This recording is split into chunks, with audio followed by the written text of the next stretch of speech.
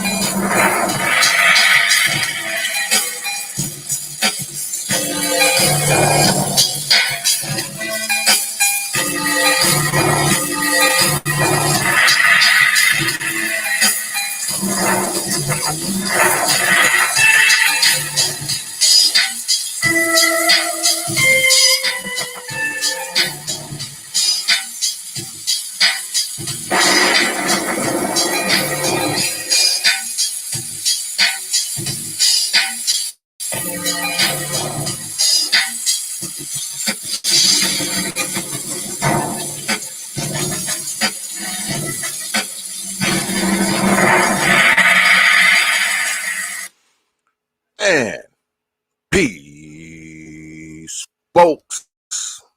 Welcome back to a special edition of the Popular Thought Series right here on the old T.P.O.T. YouTube page. I'm your host, X, of course, but you knew that already. That's why your black ass is here. Tonight, now y'all know we usually don't do the D.X.Ls on a Saturday. This is usually a Thursday night show. But tonight I want to rap with the good brother Dr. Phoenix, so he can get up here, man, and talk to y'all about this coronavirus thing. You know what you should be worried about, what you shouldn't be worried about. This brother, he is deep within the medical field, so he understands these things. Also, I may have another doctor chime in my chat room talking about the psychological effects of this thing. So stay tuned for that as well. Brother Dr. Phoenix hasn't got here yet, but in the meantime, we'll start the show the way we always start the show. With me thanking the folks, my contributors, my subscribers, my supporters, my donors. I always start the show like this, man, because you folks, you look out for this channel so much, man. And it's greatly appreciated, man. I appreciate all of y'all, because you don't have to watch these damn videos. You don't have to show up to these damn live streams every week. You don't have to write me. You definitely don't have to drop your hard-earned coins on this platform, but you choose to do so, man, and it is greatly appreciated. I am humbled.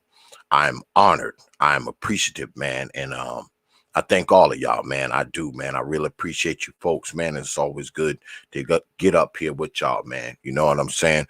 Hey, what's good, DeAndre? I see you up there, brother. Matter of fact, I don't know how it's affecting y'all over there in Asia, except from what I see in the news. So, brother DeAndre, if you want to come up, man, and rap about it, man, feel free to come on in, man, and rap about it if you got time. If you got time. What's good? The other Ray J, I see you up there, brother. What's good with it, man? What's going on? Yeah, brother, DeAndre, man, because I know it's hitting Asia hard, and I know you there. So if you want to come through and rap about it, if you got time, I'll go ahead and email you the old link. Let's see here.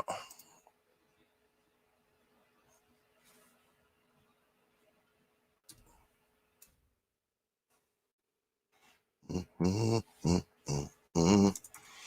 don't know what happened to Doc Phoenix, y'all. I got caught up in work or something. I don't know. Don't you know? We're gonna wait on the brother.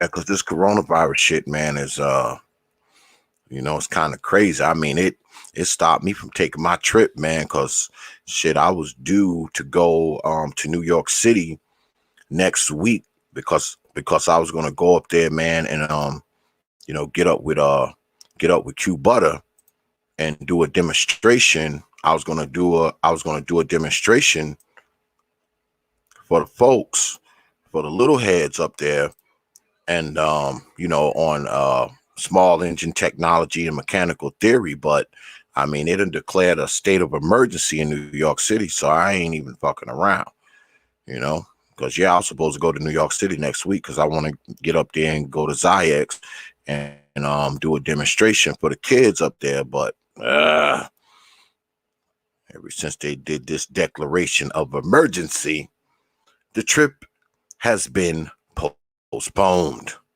You know what I mean? Oh, snap. All right. Let me bring him in. Doc Phoenix, what's good with it, man? Can you hear me? Can y'all hear me? Can y'all hear me out there? Dr. Phoenix?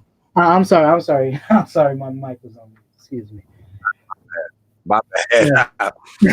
Yeah, I'm going to go ahead and send I'm gonna send DeAndre the link because DeAndre's in Japan. So I want to hear what's going on that as well. But what's good with it, Dr. Phoenix, man? How you been, brother?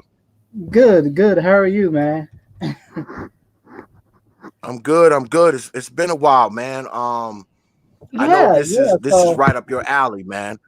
yeah, So I so wanted to yeah. get you up here. And before you get started, just explain to the folks, your credentials, before you even get started, so we don't have no naysayers out in the audience, Okay, okay, okay. if you don't mind, brother. Yeah. So right now, I'm a medical student, but I've also been a nurse for a number of years.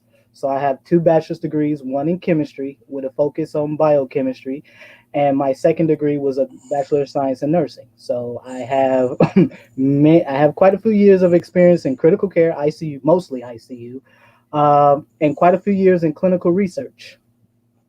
So was a former McNair scholar.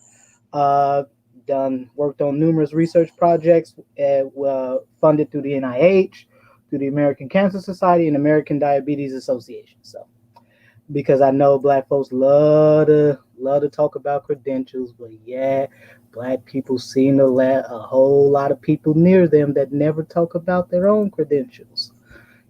Funny how that works. Exactly. Exactly. So I just wanted you to drop that on them, before we began, because I don't need people out.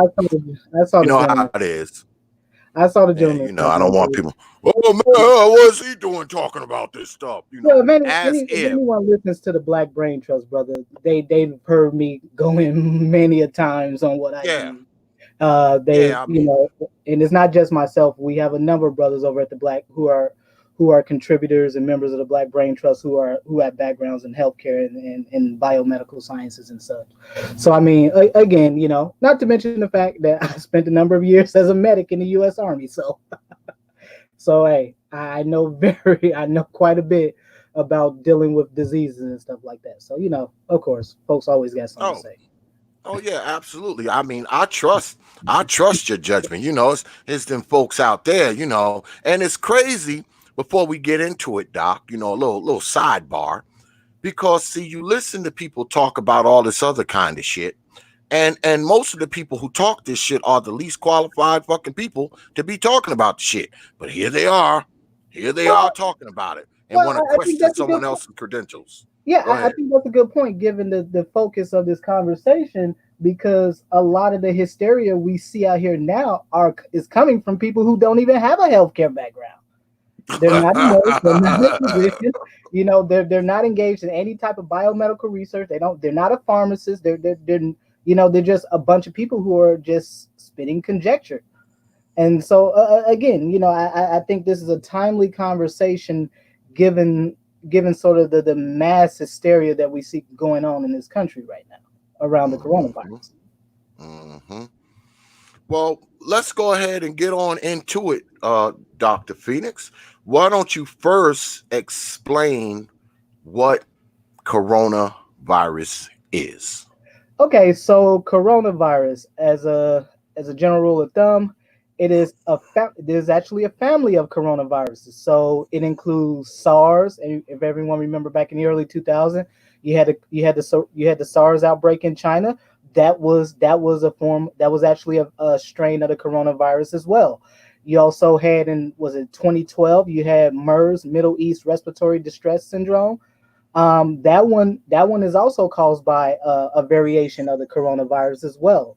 And this current strain that we see right here, COVID-19, coronavirus 19, um, and so and what it is that you have viruses and they're classified in two major categories. So the first of which is DNA viruses like HIV, AIDS, or RNA viruses like coronavirus, chickenpox, the flu virus, um, herpes, stuff like that. And so specifically, the COVID-19 is a corona is an RNA virus. It's single stranded, meaning that in the case of this, it's a virus that is more prone to mutating because RNA by definition is very unstable. and so it's more prone to degradation and mutation and stuff like that. And also, the reason it gets the name coronavirus is because if you were to look at it under a microscope, the actual structure of it looks like a crown.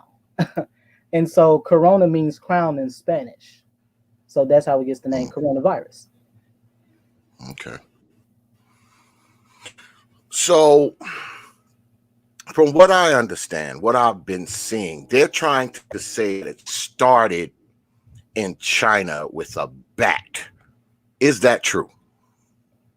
Um, there's been a couple theories out there. I mean, allegedly it is. I mean, right now it's kind of uncertain.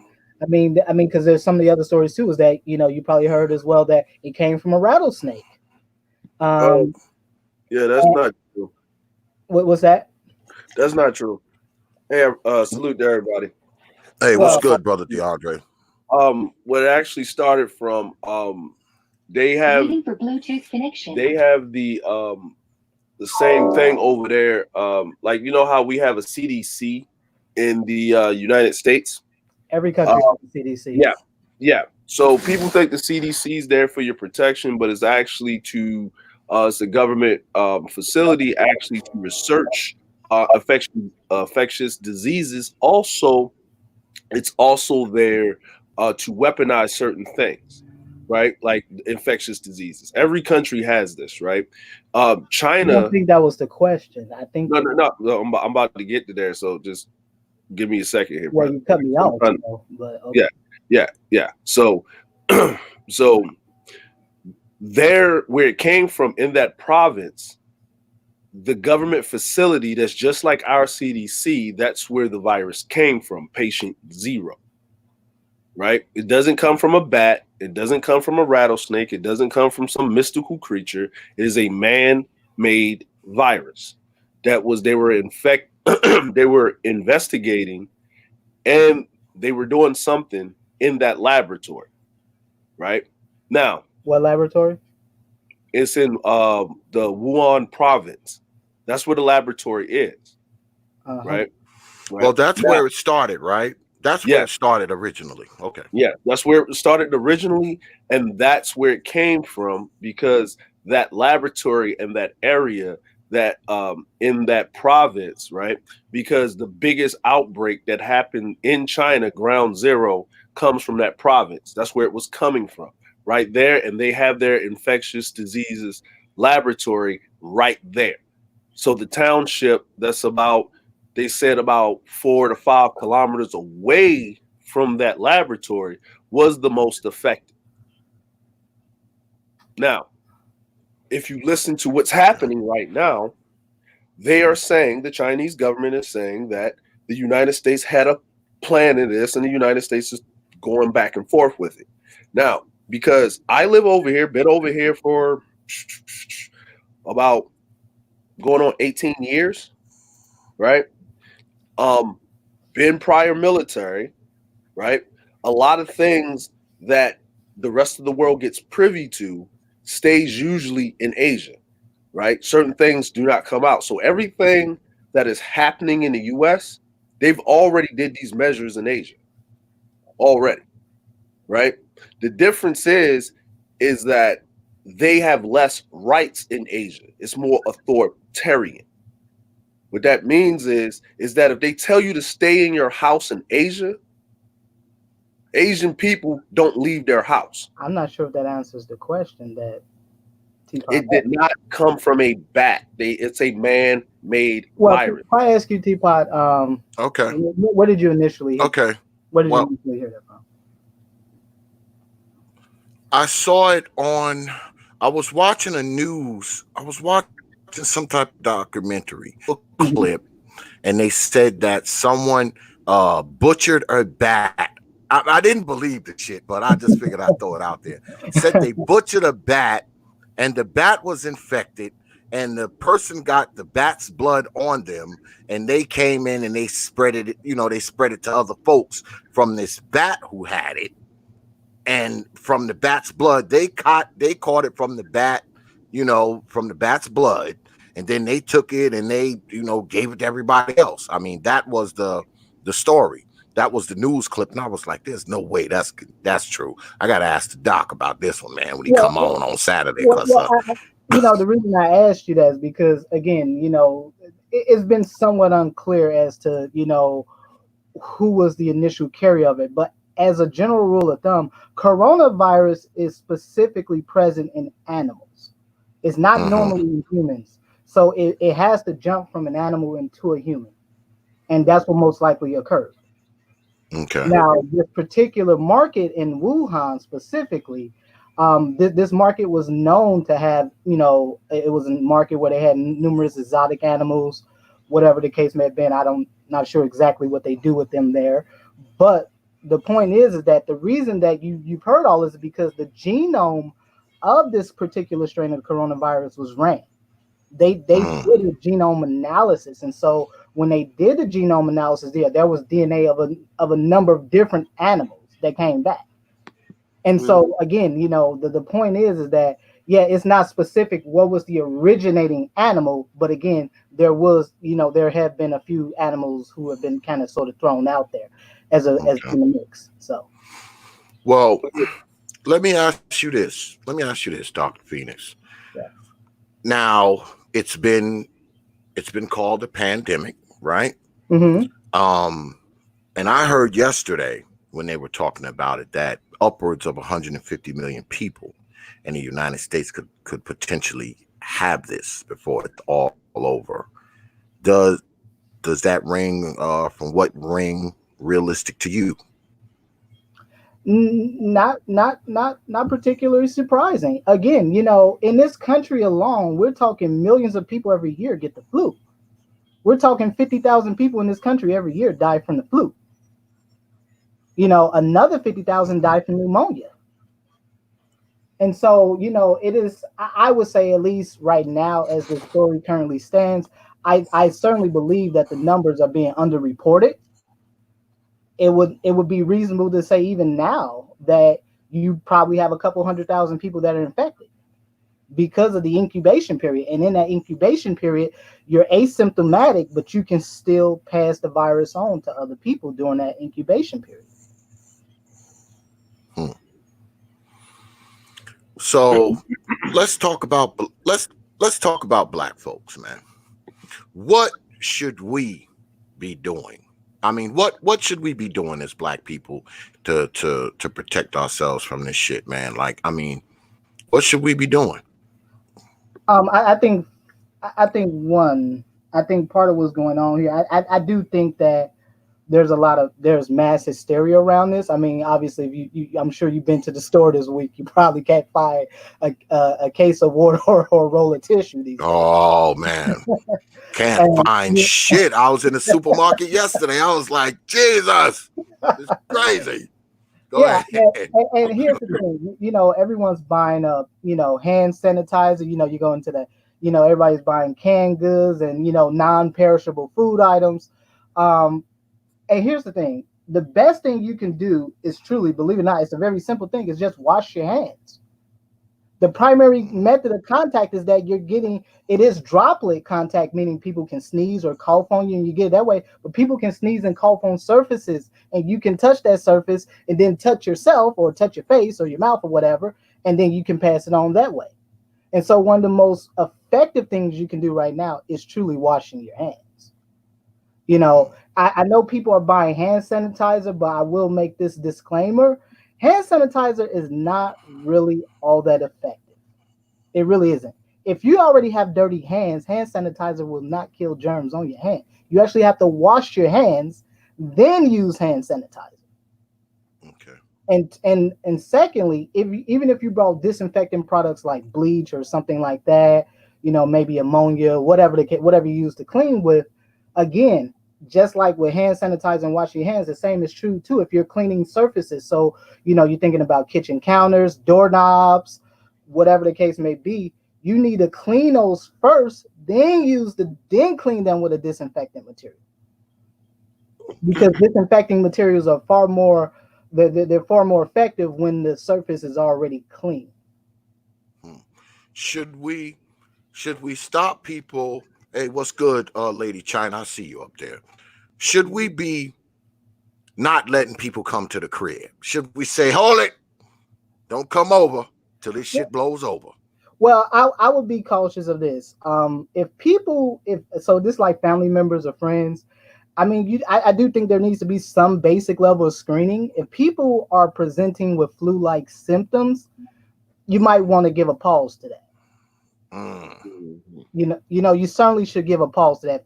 They're presenting with flu-like symptoms, you might want to think twice about maybe letting them over. I mean, they might be family or whatever the case may be, but again, this is just sort of, a prophylactic prevention type of, case here, where really you cannot avoid per se the virus itself, but you can minimize your exposure to people who may be carriers of the virus per se. And what I mean by that is that, again, one of the primary things that we see is that, the symptoms of coronavirus is very non-specific, meaning that you can have the coronavirus, but it can present like the flu, like the common cold, like a pneumonia.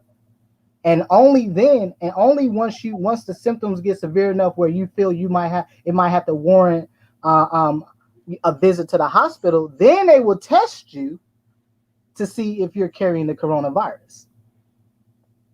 And that's been part of the problem here in the U.S. is that, if you've been following reports over the past week, is that testing has been largely unavailable, and part of that is because of because of sort of the draconian restrictions that the CDC has put on what constitutes somebody needing to be tested for the coronavirus. Well, when it comes to this, go ahead. I'm gonna say this. I'm gonna say this. A lot of what Dr. Phoenix is saying is true, but there's some caveats to a lot of things that you're saying. One, right? You don't hear about as many cases over in Asia anymore, not because the virus isn't rampant. It's just that they put a kibosh on it because they have control. I think that's been common thought. Everybody's been reporting on the media. Listen to what I'm saying. Listen to what I am saying. Listen to what I'm saying. You're not listening. I'm listening to what you're saying. Okay. I'm not here to listen to what you're saying. You're not listening. I didn't dispute anything that you're saying. I said there's some caveats to what you're saying. Okay, man. Right? Did you hear me say anything else? This is not a debate, so please continue. No. It's not a debate. I let you say. Why are you approaching me? And I'm adding to it because you're interrupting what I'm saying. I was very quiet. Well, you came into the conversation, cut me off from the beginning. Dude, I stepped in and said something, and I was quiet after that. You asked a question. I gave you an answer. I didn't ask you a question. Yes, you did earlier. No, I asked X a question. And then I said, well, it did not come from there. Well, let me ask you this. Well, let me ask you this, DeAndre. How bad has it affected where you are? Because you're in Japan. How bad is it there? Well, I'm going to tell you how bad it is. Everything is canceled. Schools were canceled. Soon as the 5th case hit, actually, not the cruise ship, the Princess, right? That actually came from China, right? The whatever the Princess cruise ship, right? It was parked in Yokohama, which was actually 35 miles from where I live. Damn. Right. So after that, after the 5th case, the prime minister, which is the president of Japan, basically canceled everything. Kids couldn't go to school. Schools were closed, right? My son just went to his little graduation ceremony. No parents were invited, period. End of story. So kids were just going to school for their last goodbyes, right? Everyone's really in their house. General doctor offices are closed all over pretty much. You have to go to main universities, right? They have testing for everything, right? For it. They're set up and they're ready to go for it. The reason why the U.S. is not equipped for it is because the president decided to put a person in charge of the CDC, right? The Inspector General for Health, that was not a person with a medical background. Benjamin Carson is a surgeon. He has a medical background, but he's in charge of housing. Wouldn't you want to put him in charge just in case something like this happens? He didn't do it, right? Well, Now think about that for 5 seconds, right? What's happening right now is, yes, you're not supposed to panic like Dr. Phoenix is saying, but you need to take the same precautions because, yeah, people will cough on things and do things and whatever. Not everybody can get a bar of soap, right? And that soap has to be special. When medical people do surgeries or they go somewhere, and if they can't get to that bar of soap, they use hand sanitizer. Bleach is way more effective than hand sanitizer. We know this, right? We know this. Now, I live in a country where it is very congested. You take half the population of the United States and you cram it into California using 10% of the landmass. So if a disease is going to spread very quickly, it will do in a very condensed population. Now, the reason why it's not really affected Black folk that much is because we don't travel like that. If we don't jump on a plane or go anywhere, it's kind of hard for us to get a foreign virus or something to attack us. Now, here is the thing, right? Most of these viruses, influenza, SARS or whatever, and this, they came out of the same region, right? That's not something that is a complicated thing or to insinuate anything. That is just facts. Now, Brother Xavier, in the private chat, I just dropped a link to an article from CNN that the Chinese government is accusing the U.S. military, and this was on multiple news sites, right? Put it in the main chat. Put it in the main chat. You're a mod. Put it in the main chat, right? So the folks can see it. Now, put it in there. That is not a coincidence, right? Now, I just dropped it in there. That's from CNN. Now, I checked very much news cycles. I am talking to people that are on the military base over here. They have told the military personnel not to go to Tokyo, stay within the confines. You're not to go all the way to Yokohama, watch your family. There's no water and toilet paper at the exchange, the commissary. This is the United States military. I have done CBR training, chemical, biological, and radiological training. I've been through wars. I've been places, right? So I'm trying to tell you, right? You don't need to worry. I will back you up on that, but you need to be concerned. Keep your walking or being around large crowds to a minimum. Keep your exposure to a minimum, right? We don't have all of this stuff. A lot of us as Black folk in America, right? You need to, if you got a central AC unit, you need to change your filters. You need to do a lot. You need to do some stuff. Maybe get you some plants to, or get something to filter your air, right, in your house. You're going to have to open your windows somehow, some way to change the air in the house because a lot of people don't have air purifiers. I have air purifiers in my home, right? I have HVAC stuff in my home. I change my filters. So this isn't a joke. This isn't a game. This isn't conjuncture. It is a serious matter. When they lock down a whole suburb of New York City, when they're saying that you can't fly from one place to the other place, planes are sitting on the ground, we got an issue and a problem. Now, that doesn't mean you go crazy and run around. What that does mean is you take notice and you take precautions because if you're ready, you don't have to get ready. They weren't prepared for it because they didn't think that it was going to happen to the United States. And that's where that arrogance comes from. Well, let me go to Dr. Phoenix. Okay, the shit's here now. All right. I mean, it's all over. It's in practically every state. I know we just got 9 confirmed cases in this area, and 4 of them are right here in the city that I'm in. Um, so what are we looking at, Dr. Phoenix, far as what are the symptoms? How do you know you have it? What's going on? Well, Say you just go ahead. I Go ahead. think that's the problem in of itself. It's very difficult to tell if someone actually has the coronavirus until you undergo official testing because the symptoms are so non-specific. So people can have a fever, people can have a cough, they can have congestion, they can have, they can be coughing up phlegm or whatever the case may be. It's until your symptoms get severe enough, it warrants you having to take a trip to a hospital, and there you present with those flu-like symptoms. Then they will kick into their protocol, and then they will most likely test you. So when should someone, I mean, because we still kind of in the flu season. So Oh yeah, I mean, when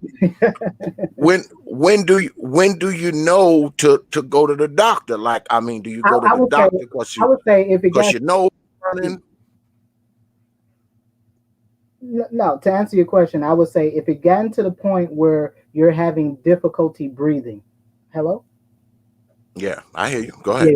Yeah, yeah. I can hear you. Yeah, I was saying if it's gotten to the point where you're having difficulty breathing, I think that's what would prompt most people to take a trip to the hospital. Now, you can have a sore chest, a sore throat, or something like that. You can maybe be running a fever, but unless it's it's severe enough where you may think you might need to see someone. No, no, you shouldn't. But however, if it does come down to an issue where you're having difficulty breathing, that will warrant a trip to a hospital. So let's get to the meat and potatoes of it, Doc. Okay. Who is it more likely to kill, and who is it less likely to kill? So far, the virus has been deadlier for people 50 and older. Okay. Uh, Damn. when people Damn. and people and people who have concurrent conditions, so they already have Mhm. pre-existing conditions. So people that may be diabetic, people that Okay. might have congestive heart failure, people that might have anything where you have any. And when I say an existing condition, I'm really meaning more or less a chronic condition. So people that have reactive airway diseases like COPD, emphysema, asthma, bronchitis.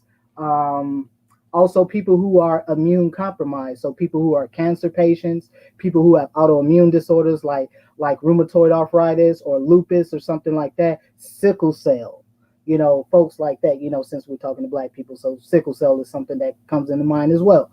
So anything where basically a, your body has to petition a certain number of resources to fight or deal with a particular condition. Now you're introducing something like the coronavirus into it. Now that creates a higher risk of complications. Specifically, how the coronavirus kills is that it leads to a condition called ARDS, ARDS, acute respiratory distress syndrome. And what that is that if you were to look at if you were to take a look at the anatomy of the lung, so specifically you have the main bronchi stem, and then it branches off into the left and right bronchi stem, and that connects to the lungs. But at the lower level of that are what you call alveoli. That's where the gas exchange occurs in the lungs. So it takes deoxygenated blood, it makes it oxygenated. And so, in the case of, let's say, acute respiratory distress syndrome, what happens is that the alveoli becomes surrounded by fluid, and that in turn impairs oxygen exchange and causes fluid buildup in the lungs. And specifically, acute respiratory distress syndrome causes entire lung inflammation. If you've heard of that, so something like the flu or pneumonia that causes inflammation in one particular area of the lung, acute respiratory distress syndrome causes inflammation in the entire lung. And that requires, and what happens with that, those people become hypoxic, meaning they without oxygen, they find it very difficult to breathe. Two, they become more acidotic, because if you're hypoxic, you're retaining more CO2. More CO2 diffuses into the blood, making the blood more acidic, thereby raising pH, thereby raising blood pH. And so, and those people will eventually need to be intubated and then placed on a mechanical ventilator. And so, right now, the treatment for coronavirus, and specifically the complication, acute respiratory distress syndrome, is really symptom management. It's just like a cold. You kind of have to help them manage the symptoms until hopefully they get over it. If their immune system is strong enough to fight it off, they'll get past it. So, but in the case of folks who are already compromised from various conditions or whatever the case may be, that becomes more of a difficult process for them. Wow. You got a couple questions in the chat, Dr. Phoenix. First we got Brother DUG on the super chat, and good look on the super chat, Lady Willie and Lady China too. I didn't forget about you. He says, thanks, Brother Xavier, Bro Andre, and Dr. Phoenix. Is it safe for him to go to the gym? I would say in this setting, I would say no. In this current environment, I would say no. That's it. Yeah. Work out at the crib. Work out at the crib, Brother Doug. Yeah, man. And the reason I say that, because if you remember, there's multiple methods of transmission for this. The common one we hear is the droplets, so people sneezing, coughing, or whatever. But just in general, any form of bodily fluid poses an inherent risk to you. Yeah, I was going to ask you that. Can't sweat transmit it as well? Yes. Yeah. And so what is safe to say, in healthcare, we use something called universal precaution, meaning that we assume everyone is infectious. Okay. And I think that's really what people have to do here, is just assume anytime you're out in public, assume everybody's infectious. And I do want to say one more thing. You see people with these masks on, those masks do not help. Thank you. Thank you for saying that. Thank you for saying that. Let me. I'm glad I got you, because people been asking me about these masks and shit, and I've been seeing people. I've been seeing people with them on all over the city, and all the mask does is protect other people from you if you have it, right? Yeah. So here's the deal, and that's exactly true. So what it does, it keeps everything in. So if you sneeze, you cough, it just is right back on you. However, the mask does not filtrate anything. So the virus particles themselves can still go through the mask. That's why you need an official mask that we use in hospitals and the healthcare settings, called the N95 HEPA filter mask. Yes. Well, that is the official mask that will give you protection against breathing in the virus particles. That is absolutely you know what I'm saying, correct with Dr. Phoenix is saying with those masks. And the reason why people are walking around with those masks is you saw those masks from Asian folk, right? It is customary in Asia to walk around if you're having like allergies or a cold or something, is to wear that mask as respect, not to get someone else sick. Right? Exactly. You put that mask on, so if you're at work, you're not spraying over other folk, right? It's not going to protect you, right? If you see these workers when they go to these infectious places, they got a whole suit on, and they got a mask on, they got a full face mask, like you said, that style of mask. They have with this mask, they have this other thing on the mask. A charcoal filter or something else, a different type of filter, and then it's there, and depending on what type of disease, and if they understand what that disease is, the microns are set on that type of mask. And then when they come out of that area, they have to be quarantined. There's people that take off their stuff. It has to be washed out. The mask, to be reused, you got to use iodine on the face shield, just in case you get a new poofy suit and you go back in after you've taken a shower and all this other stuff. So that mask ain't going to help you. Actually, they had this big thing I was watching in Japan where in Thailand, right, they caught this company getting the masks that were discarded from people, steaming them, repressing them, and repackaging them and sending them back to China as brand new masks.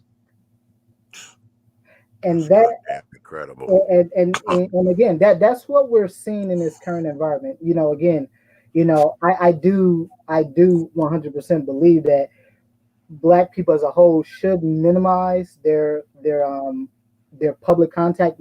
Try to avoid large groups as much as possible. Again, what we're seeing here in the U.S., where I'm at, they're closing down everything right now. Right now, I'm on an extended break right now. And most of my courses are being funneled online. I mean, in med school, there are a number of your courses that are online, but at least your lectures. I say your lectures, but right now they're looking at shifting that and our exams to an online format because again, the problem here is a public health issue. This is truly a public health issue, and to what he said, which is true. The U.S. response has been tepid at best. The U.S. has had at least a good month and a half to prepare for this. It was a foregone conclusion back in early January that this was already a pandemic. If you go to the World Health Organization's website and they have a definition of what constitutes a pandemic. A pandemic is essentially a disease that's in 2 or more countries. By January, we knew it had spread to at least 3 other countries. Wow. And so, the U.S. has had a tepid response, but also too, we got a current administration that is very anti-science. And we've seen this. In fact, one of the gentlemen that's the current Surgeon General is actually a Black man. I actually know his mentor. And he only took the job when I spoke with her. He only took the job because Trump had promised him they would be about science. And obviously, we've seen this wholesale disavowalment of science, but more specifically, when it comes to this, you see him getting on television every day doing these press conferences where he just kind of blowing it off. Oh, it's nothing to worry about. Yeah, I get tested if I want. I get tested when I decide to get tested. And again, there's members in his cabinet and his inner circle that have tested positive for the coronavirus. This is true. That's why he's talking about the esteemed Jerome Adams. And greetings, esteemed brethren. What's good, Professor Cerulean? Hold on, before I bring anybody else in, let me we got another question up on the board for you, Dr. Phoenix. They want to know what about people with HIV, AIDS, and I guess they meant hepatitis A, B, C, 1, 2, or 3. Again, anyone that has any condition that leaves them immunocompromised, like HIV, AIDS, hepatitis, doesn't matter which version of it is. Again, you're at higher risk for complications of the coronavirus should you contract it. That's just standard rule of thumb. Anyone who's compromised, whose health in general is compromised, always face a higher risk of complications from any given condition. Well, let me throw something in here that's going to probably piss people off, but I don't give a shit.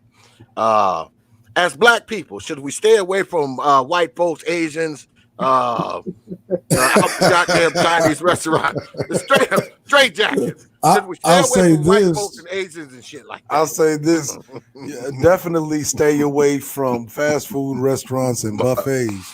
Oh, absolutely, absolutely. Like I'm right now, where you have an outright just mass congregations of people breathing, opening their mouths. Again, a buffet. You got body fluids flying everywhere. People chewing. Well, yeah, I'm in the Twin Cities. We just had 5 new outbreaks. All of them, what they had in common is that they traveled outside of the United States within the last 90 days. That's the marker they're going with.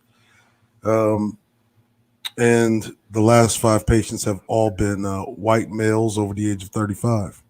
Mm. Well, Um, to what he said earlier, it is true that black people don't travel as much as other groups of people, but I think that really doesn't matter now, given that it's here. Yeah, I, that's true. But isn't it better that we don't have a lot of contact? Like, most of us black folks, let's be honest, most of us have very little contact with white folks, Asians, and other type of people any goddamn way. So isn't that a good thing, that we not all hanging out at Bruce Lee's house and shit like that? but see, Xavier, I think of it like this, because we kind of get hard on ourselves for not being travelers, Mhm. but during this outbreak, it's kind of been black folks saving grace. I think that Absolutely.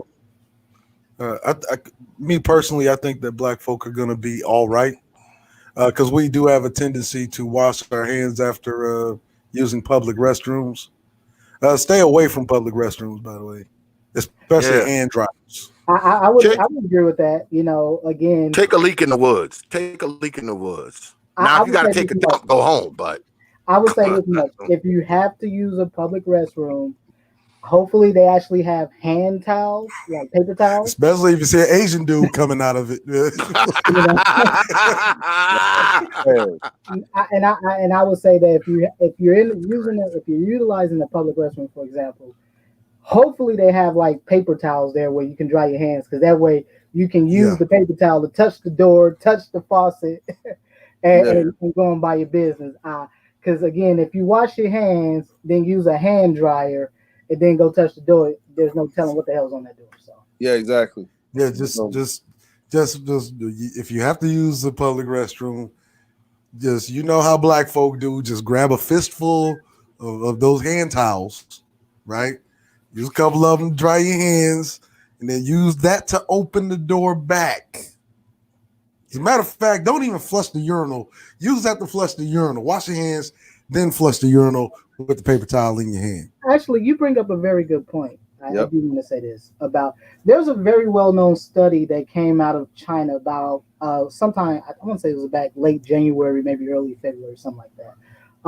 But the study suggests that there is a oral fecal route of transmission Hmm. because they had a particular this actually the article was just published in Medscape a few days ago. Um, but this particular article spoke about a couple case studies where one of the case studies, if I remember correctly, was about a group of people in an apartment building in Wuhan who only one person at the time had it, but then about a week or so later, everyone in the apartment building had it. Hmm. And so they couldn't understand how did people get it, how people got it. And so what they came up, the theory that they came up with was that the person that had it used the restroom, flushed the toilet, Yeah, it aerosolized, because again, there have been tests to show that the coronavirus is in your feces, is in your Yep. stools.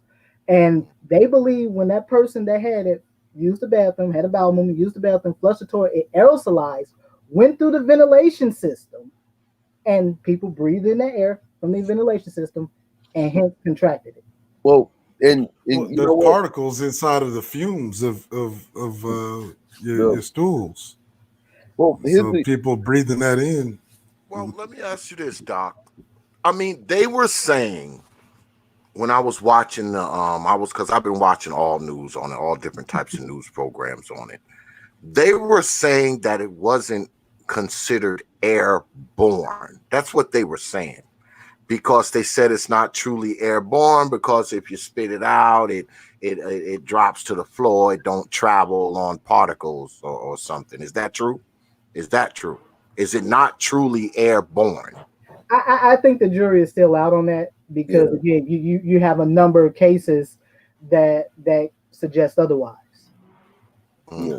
Yeah, But they just did a study here, with the aerosolization of COVID, and they're making like medical people wear specialized masks, hmm and they have to be dual filtered, uh, I forgot what the other one is that have a certain number of things on the check mark. There's a checklist that they have in order to be considered used for medical industry standard now. Yeah, so I forgot what the name of it. the standard mask used in medical systems whenever you're dealing with a particular an airborne pathogen is an N95 HEPA filter. N95, that's it. Yeah. Yeah. And so that's standard. Well, here's the other thing, right? Because a lot of people, they don't understand the habits of Chinese people. Like, there's a difference between Chinese people that live in Hong Kong and the Chinese people that live in mainland China, right?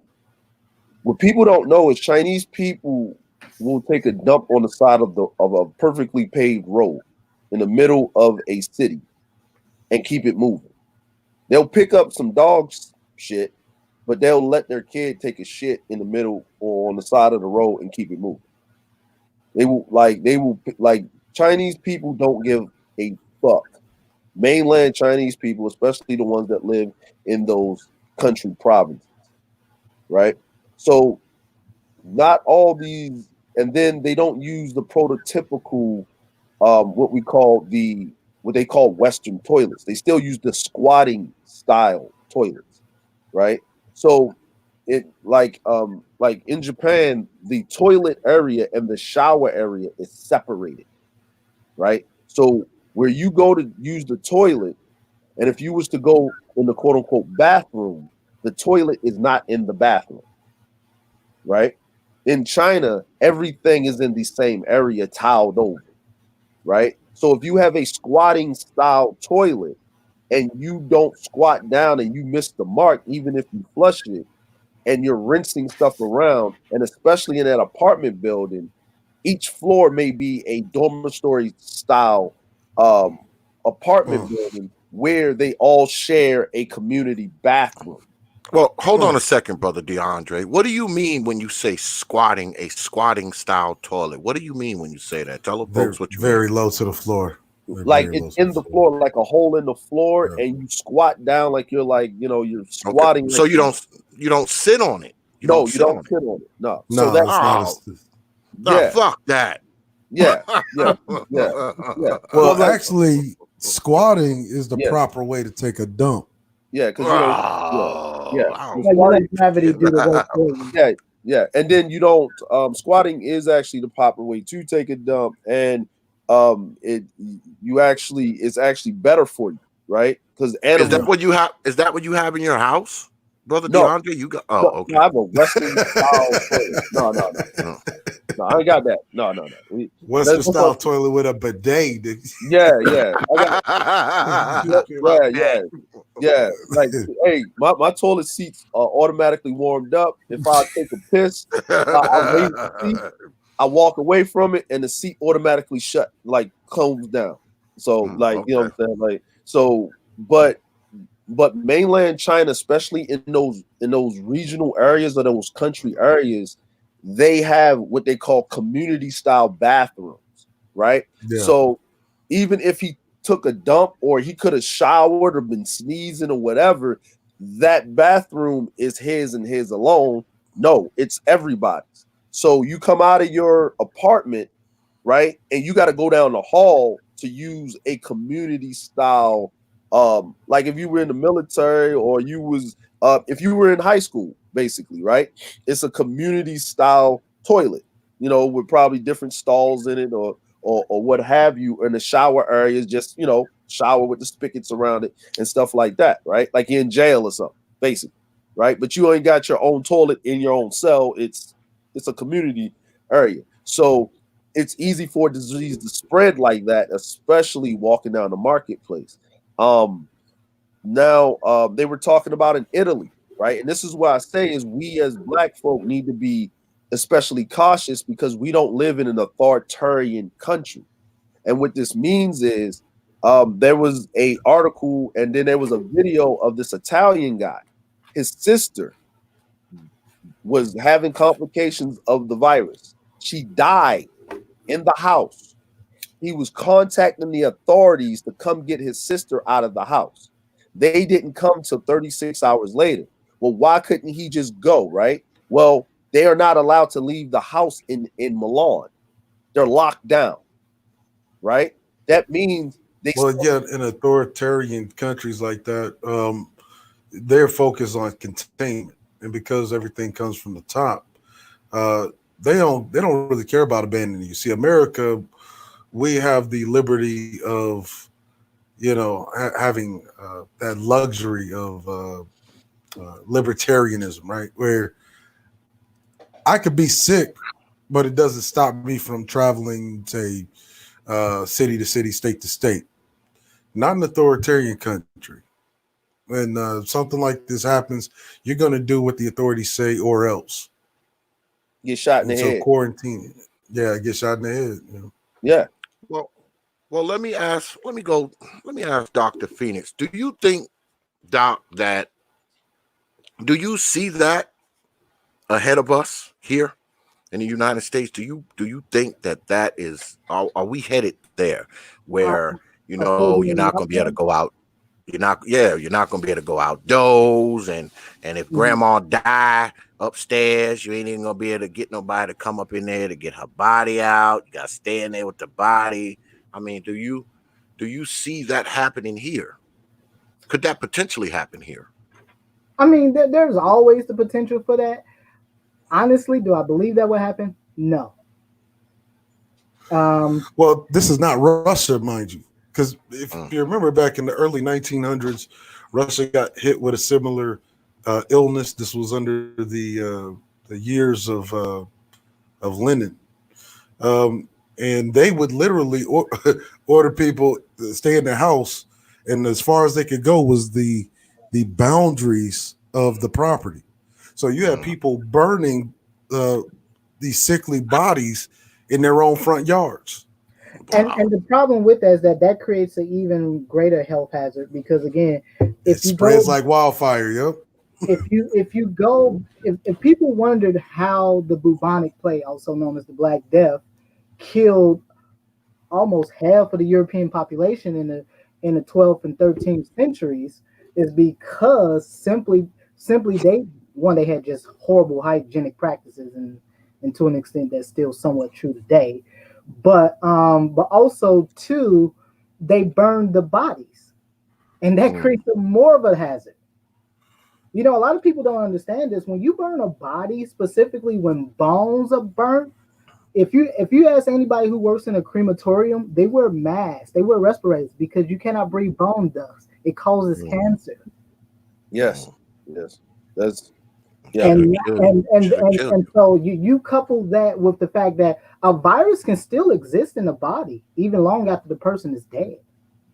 For Yes. example, you can have something like MRSA, methicillin-resistant Staphylococcus aureus, which is these are basically antibiotic-resistant strains of bacteria. Someone can die with MRSA, and the virus will still be active in their bodies 48 hours after death. you. Damn. Yeah. Do So this is that's why I don't it would just create an even worse problem by confining people to their homes. You have a situation of I guess I would assume martial law, and and people are burning bodies on their property. I mean, again, it creates a much worse public health has issue than currently what it is now. The best case scenario. are we aware? Mhm. Are we aware of any black people that have caught this? I mean, has it been made public I whether or don't know not any. I personally don't a know any number of black black people people. have caught this? Well, I'm not sure, and I personally don't know of any black it people. was the it You know, was a that's an interesting thing because uh, so I just got a update that Minnesota's COVID's cases went up by like 5 that hit 21. None of them are Mm, black. yeah. It was over here. We got it in the news that it was an African guy. I think he was from the west coast of the continent, He's in China because there's people don't know there's a lot of brothers from the continent that are in Asia. It's a lot of them, right? So he's over there, and he contracted it, but I guess the early stages of it, they gave him some medicine or something, and he got over it. Right now, they were saying, and it was the Chinese doctor saying that people that have that gene, right, from the continent, they're highly resistant to it. It's not that they can't get it; it's just that you're more resistant to it, right? The problem So, is with that high resistance, is that with these types of things, if a virus is latching on to you, like a host, it has a propensity to try to adapt, mhm. and it adapts in a very aggressive way. Mhm. Well, Yep. BMT said 2 black people died from it. Let me ask you about that mutation stuff, Doc. I mean, is it possible that this thing is getting inside of folks and it's mutating and doing all kinds of shit? Can it turn to something else? I mean, is that a concern, Doc? I mean, yes, it will mutate and still be the coronavirus. It's just like the flu virus. Again, earlier when I explained, you have two major classifications of viruses. So you have DNA based viruses that basically use reverse transcriptase to replicate, or you have RNA viruses like the influenza, herpes, chickenpox, and the coronavirus, where RNA viruses by nature are more unstable because they tend to be single stranded, and so they're more they're more susceptible to mutations as a result because they don't have the ability to proofread like a DNA virus does. And so specifically, could it mutate? Yes, I arguably Well, that's why the initial, if you remember back to when we started this off, when you asked the question about, you heard about it being in a vat, and I said, right now it's kind of up in the air where exactly what the exact origin is. However, part of what happens is that under normal circumstances, coronavirus is present in animals, not humans. And so to Okay. make that jump from an animal to a human, it has to mutate. Or it has to be synthesized for it to jump Well, from I the need to animal. see some very hard evidence on the synthesis on that it was Well, I'm gonna say like this, right? Like I'm gonna say like this, right? Um, you know what I'm saying? If a virus comes from um an animal, right? And for humans to get it, right? Um, you know what I'm saying? Then something has to happen where the human one has to consume said animal. And Chinese people eat a lot of stuff, right? This not is a lot fact. of stuff. They eat a lot of shit. They eat a lot of shit. They eat a lot of stuff, right? Right. And being in Asia, being in Ribonucleic China, acid. seeing them a lot, seeing what they eat. I'm talking about the real stuff that they eat, not what I mean, and seeing the street food for the fofo, right? They ain't no bats. I ain't they don't eat bats, right? They don't partake. And that little thing with the girl did the whole, and it was one of these Chinese celebrity star things where she took a bat and put it in the thing and deep fried the bat and ate the bat and stuff like that and whatever, right? Now, that was all propaganda push once this virus thing came, right before this virus thing came out. Then they changed it and said it was some animal that you never heard of, that's a nocturnal creature that no one never seen before, that's only in that area, right? So you got to look past the propaganda thing, right? Now, if it comes from an area, right, where they investigate these things and they study these things and it happens, right? Then you have other things, conjuncture, that their government is saying that our army, specifically our army, they're the reason why the virus is there in that province, which I don't think that's the case, but I think that someone in higher realms that we're going to just speculate and say, right? And y'all can kind of read between the lines because we do talk in code as black folk. Someone from our government caught wind of that, right? Of whatever they were doing, something might have happened and it might have got loose out of that laboratory that they were trying, because you got to think about it, right? It's only when our government does things, historically, they test it on black folk. If it work on black folk, it work on everybody, right? Right? Right? But I don't think that's the case, Dre. You know my suspicions on this. Oh yeah. I think that because initially I thought that this may have been one of those CIA plots to kind of create some kind of artificial embargo against Chinese competitors. But the thing is that when you really look at it, it looks like it originated from China. Yes. And I suspect that it was to curtail the lack of what they call reproduction. Because got too many dudes and not enough wombs, which presents a long-term problem. Then you have the problem with city density. City density. Just said, there's actually some interesting research coming out of China that suggests that that the virus is actually more deadlier for men. Yes. Yeah. As a matter of fact, I talked about this a couple of weeks ago. If you looked at the cases that were specifically coming out of Asia, men were 2/3 of the victims. Women were more susceptible once they, reach that when they're in the menopausal phase. Whereas men, once into, I think it was like 32, 33 and over, when testosterone starts to drop, which also means a drop in immunoresponse, which made it more men more susceptible, especially if you're over the age of 32. Well, testosterone doesn't officially beginning to drop wane in men until about 40. But Asian men, unless you're on American diet. Well, yeah, of course. Obviously, if you're on American diet, that in of itself causes endocrine dysfunction. Yeah. But to what you were saying, I mean, there certainly is evidence, out there that suggests. I mean, right now, a lot of the data that's coming out is just it's kind of all over the place.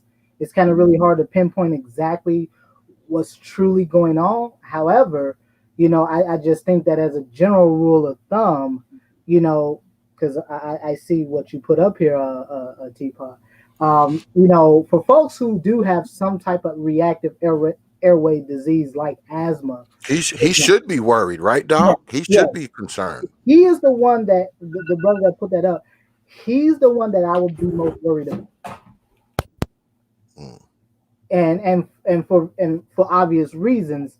And so for someone like him, I would strongly suggest to him, he should attempt to, he should try to minimize his public exposure as much as possible, But this is but this is also one of the fundamental issues confronting Black people and really this nation, is that right now this virus is bringing has brought a number of industries and certainly bringing a lot of things here in this country to a standstill. Like I was saying earlier, most of your major universities are closing down. They're kicking students out of the dorms because they're extending spring breaks for students. Like I was saying earlier, I'm on an extended break right now.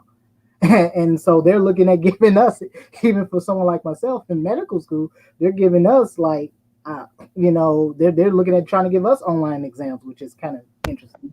But I say that to say that, the problem is that it's not really the mortality issue with this virus that's the problem.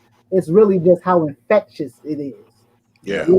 Because it's not going to kill. It's not going to kill. I don't want y'all to think that we up here, telling y'all, I brought the doc up here because I know this is his, this is in the doc's wheelhouse.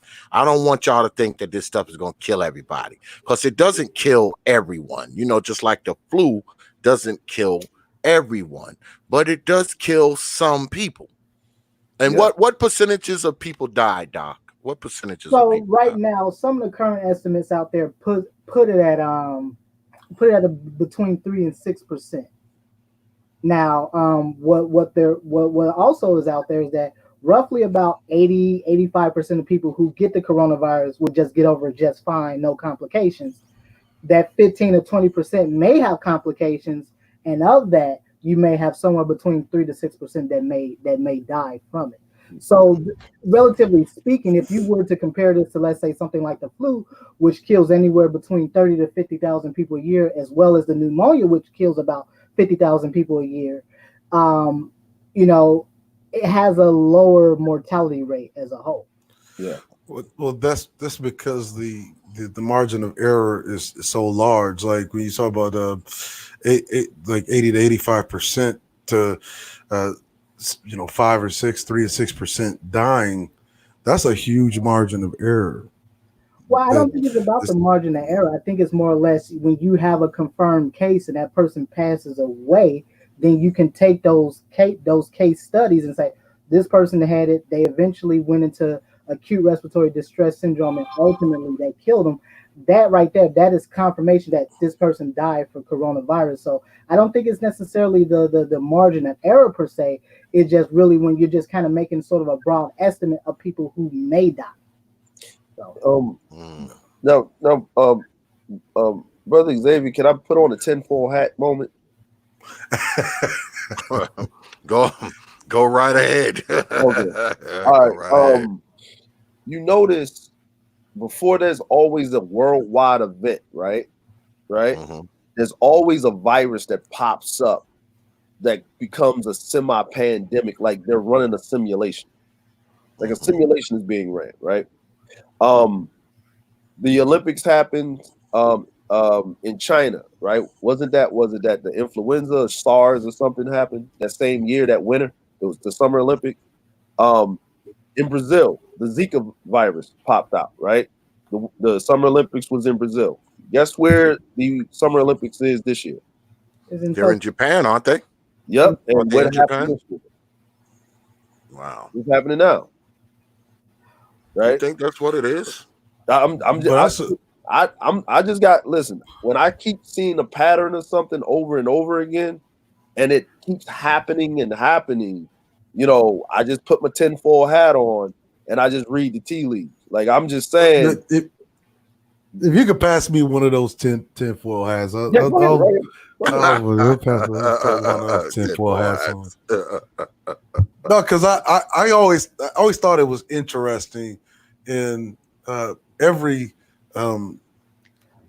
every major society throughout history. Whenever it reaches like this period of decadence, decadence is when technology is advanced to such extent to where everything is convenient.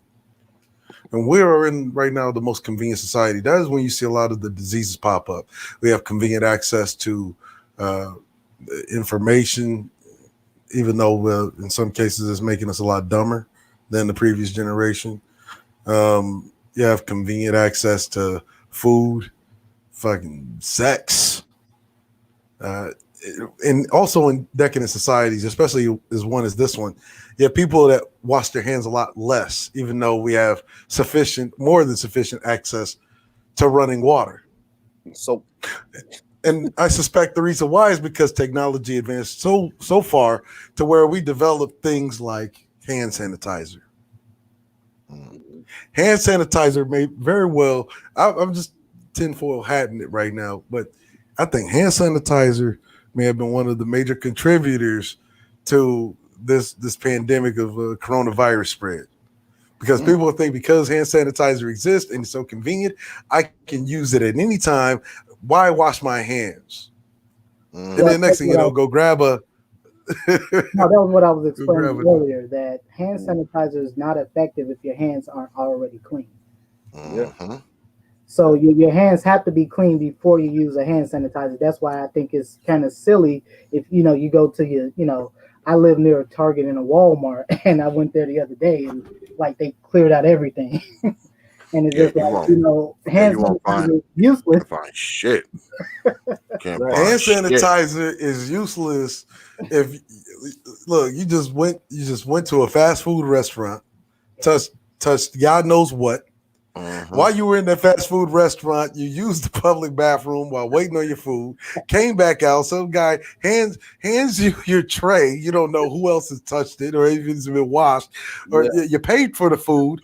There's all types of shit on money, cash. Yeah, money is some of the dirtiest. Yes, it is. Dirtiest shit.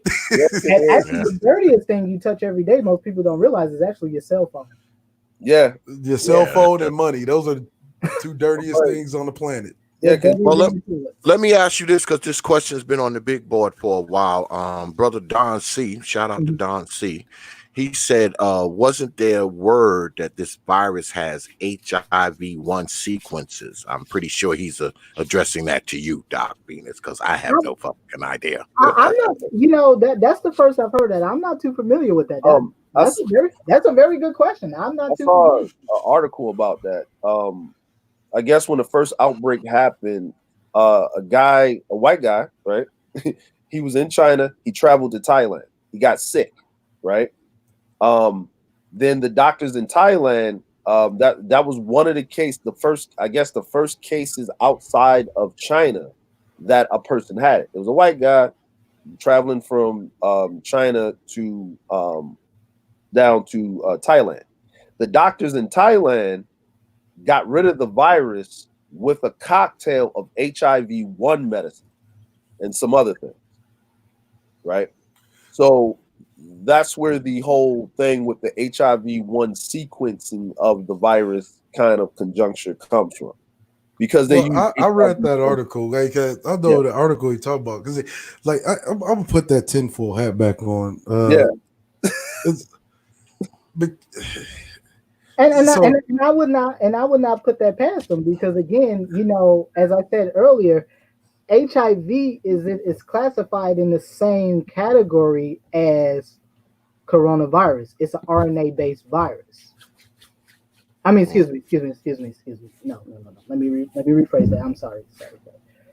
It can be dealt. It can be treated. It possibly can be treated with antiviral medications. Because of the fact it is a virus, and so it would not be out of the realm of possibility that you could potentially do that. You can treat it with a cocktail of HIV meds. I mean, right now there are clinical trials with a drug known as remdesivir, and if anyone's not familiar with remdesivir is used to treat Ebola. And so they're using this drug in clinical trials right now. I think it's still in the first phase of it to treat individuals with coronavirus. There has been some success, but you know, again, I think right now what's happening is that they're kind of throwing the kitchen sink at it. Mm-hmm. Yeah, because the remdesivir brings down your immune response so that it can interface with your cells at an RNA level. And then some cases they get better, and some cases it's like a kind of like a Hail Mary. Some cases get better, some cases get worse. And by the way, the Don C says for you tinfoil hat wearers, he says aluminum foil hat. Nobody uses tinfoil anymore. Get with the 21st century program, bro. Hey, somebody kept asking about this Agenda 21 thing in the chat. Yeah, I saw that. Anybody want to chime in on that? I have no comment on that. I'm readiness and preparedness. So ever since Homeland Security was developed in 2001 as an actual branch of government, they've always ran these readiness and preparedness drills. Agenda 21 was a part of that. Previously, before that, it was what was called Rex 86 that was under U.S. Army. Those are just readiness acts to kind of evaluate response time for people like National Guardsmen, EMTs, EMS. It's basically a combined joint operation between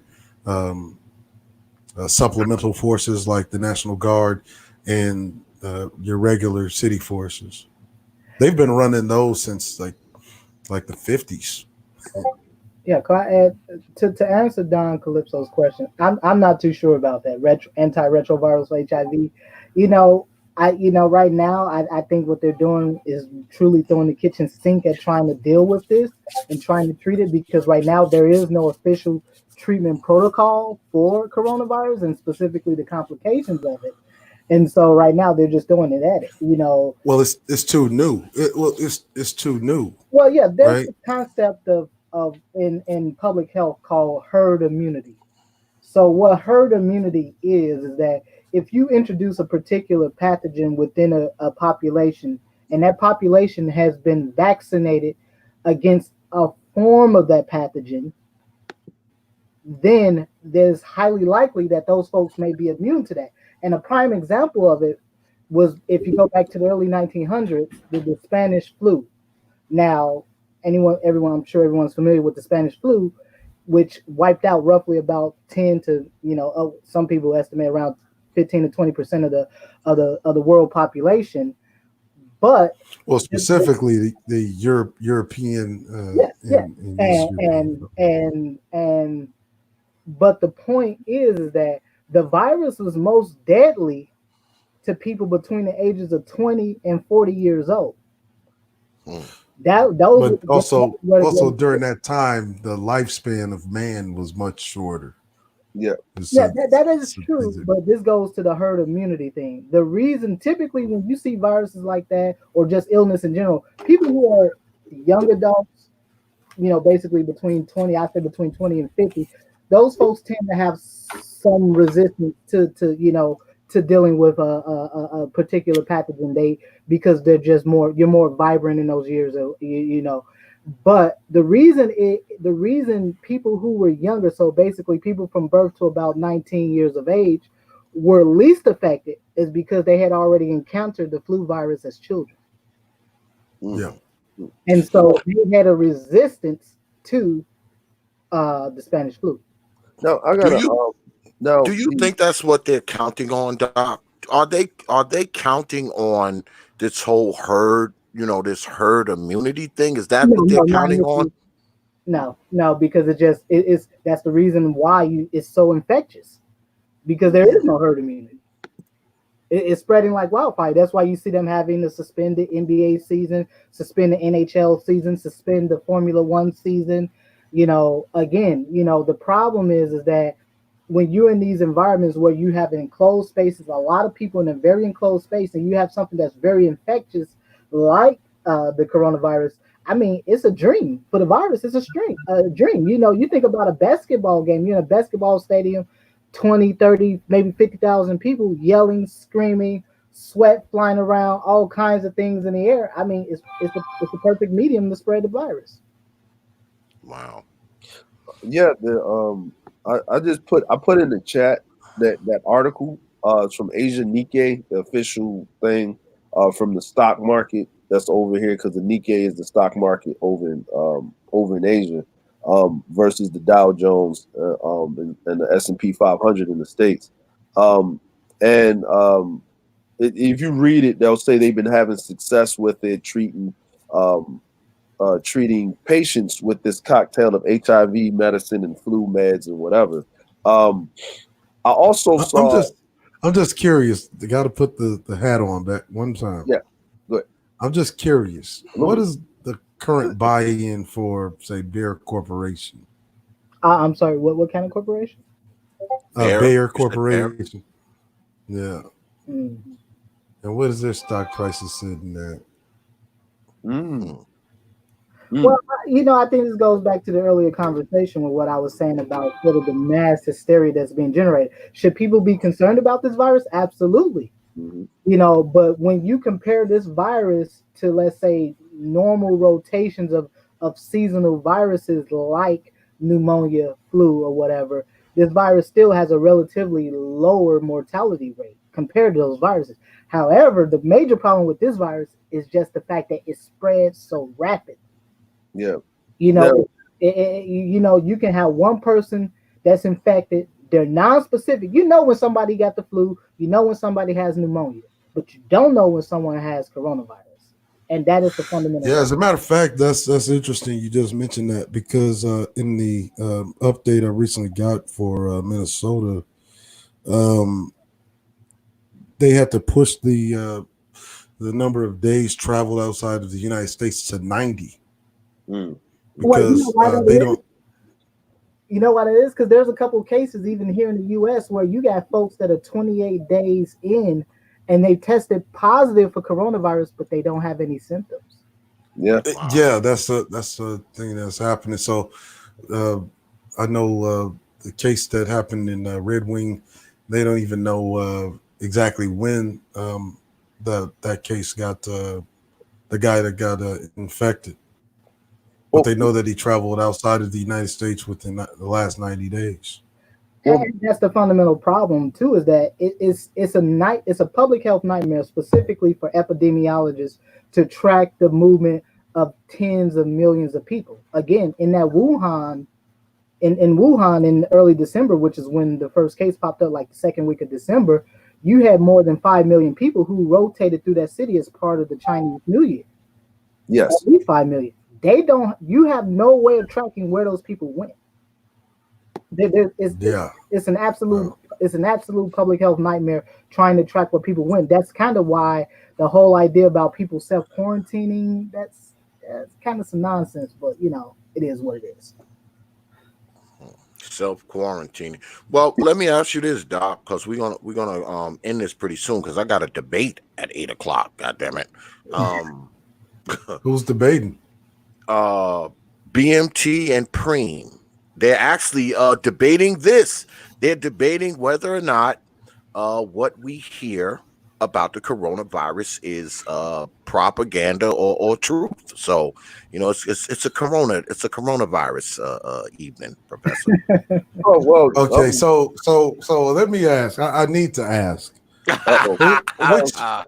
which one is saying that it's fake news? Preem's saying it's a lot I of fucking knew propaganda. it. I see. No, I knew it. I Hey, fucking knew it. I don't even know why I listen. asked, but just for shits and giggles, I had to ask. hey, you know what? You know what, brother? You know what? Right? Yes. That NBA player thought it was fake news until he got it. Right? Yeah, Right? and he got it, and they shut down the NBA like a day later.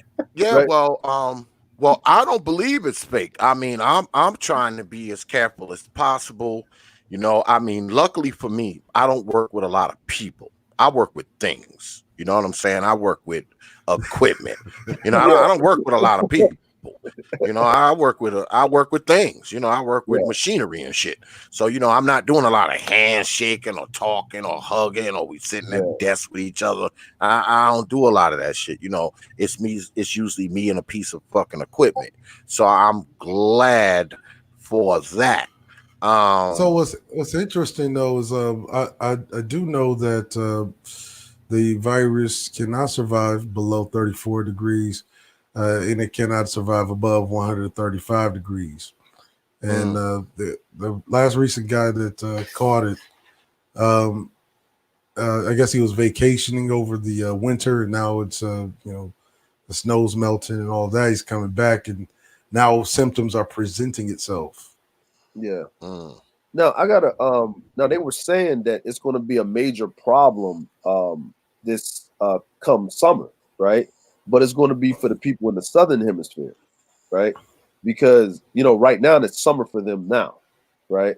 So they're gonna have their winter going into our summer. So that's when it's gonna be a major issue for them that they're gonna get hit. You know what I'm saying? Because they're going into that change of the seasons and stuff like that. They said there was a couple of cases popping up in Australia, but it was mainly the people that were traveling pretty much from China that brought that. They were talking about Milan is really what's locked down in Italy. Italy's locked down totally, but Milan is like ground zero for Italy, and because people don't realize that Milan is where your fashion is, and that's where the Chinese go because they make all your goods, right? Your clothing and stuff like that, right? So now, you know what I mean? So that's where the outbreak kind of spread out and going to those factories and stuff like that. So a lot of issues that that's going to perceive itself um, in these coming days. Yes, the virus is real.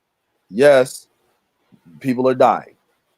Does everything that you hear in the news is that fact? Well, you're going to have to take 5 seconds or more than that and research or try to simplify the rhetoric that they're saying so you can protect yourself. Now, the doctor on here gave you a lot of information. I gave you information. Cerulli is giving you information. Frankly, I don't even know why they're having a debate when we just set up here and debunk basically most of the debating points that's going to be yelled back and forth. You might want to find a different topic to talk about because Yeah, matter of too fact, late. what I was Too late. It's matter of already fact- scheduled. As a matter of fact, what I would say is, compare notes from different outlets. Do not just depend on Wikipedia.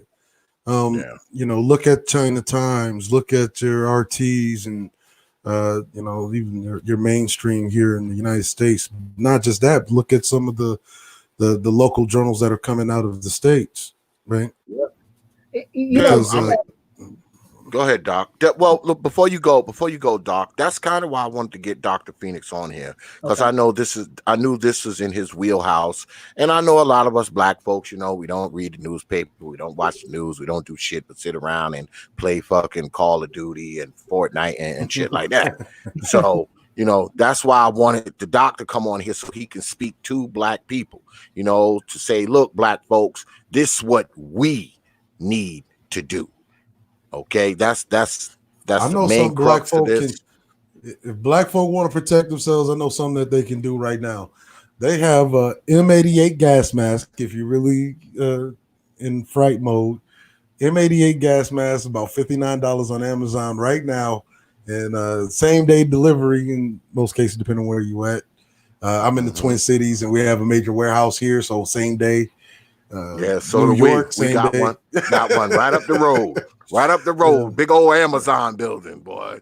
Order you a M88 gas mask is the old style military issue. Put it on your whole face. Just walk around with that. Just wear that motherfucker everywhere. Wherever you go, God damn it, just have it on. No Go ahead, Doc. No 3M mask. If you think that little bullshit 3M mask with the little paper clip on the nose of it is gonna work, that ain't gonna cut it. Just get that's stupid. That's stupid. Go ahead, Doc. No, to the two gentlemen previous points, black folks should be looking at multiple sources. Now, I will say this much about the U.S. media.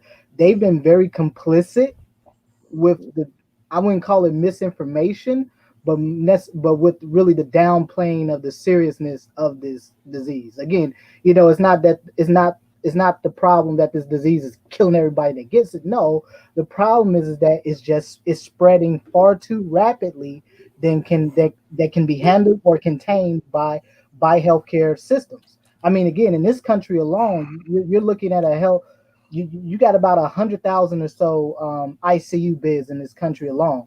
And what this disease is proving, or this current pandemic is proving to be, is a stress test on the U.S. healthcare system. Again, if the system cannot meet the burden, if it cannot properly meet the medical needs of people who have a condition that is not necessarily fatal, but yet if you have something more serious come along, like let's say another version of the Spanish influenza, where it had a much higher mortality rate, or even something like Ebola, where again has a much higher mortality rate, again, what could be done? And the problem is that you have a government that has been very lackadaisical in its approach to how to deal with and contain disease. Although I think at this point it's virtually. But I think that's I think that's an effect of privatization. There you go. Because I've always espoused that critical industries in any country, modern, should have complete deprivatized industries such as healthcare, energy, transportation, agriculture. They'll all be deprivatized. And I I think the reason, absolutely agree with that. I do. I 100% believe that the idea of making healthcare, that's part of the reason why medical schools are so expensive. Well, But I do agree that making healthcare more or less a public entity as opposed to something that's mostly ran by right. private yeah, private entities You with, can have, with public incentives. But again, yeah, you can yeah, have, because I mean, you have when Monsanto dissolved into Bayer, why do you have like 4 of its board members sitting on the USDA? yeah, I mean that's always been the thing. Yeah. A lot of people don't realize this, but your medical schools have people from big pharma that sit on their boards. yeah. Mm-hmm. This has been going on since late 19 Which is why your average medical student gets out of school and they're, $150,000 in debt, and Yeah. not even realizing that may not even be the actual cost of the actual training. Yeah. That may not even be including labs. Let me ask you this, Doc, because we're about to wind down in a little bit. Isn't that the true threat? Is the strain that it would put on the healthcare system? Not so much of people getting it, because people get shit all the time, but the inability of this country to be able to even service a mass influx of infections of this virus. Isn't that more of a threat than the virus itself? I would say arguably yes. And I would agree with that too. I would say a good example is that look at the continent, look at Africa. You only have a handful of cases in Africa on the continent itself, but we're talking about a continent with over 50 some countries that have not very well developed healthcare infrastructure. So if you imagine if HIV/AIDS and Ebola wreaked havoc on the African continent because they don't have the necessary health infrastructure to meet the demand of patients.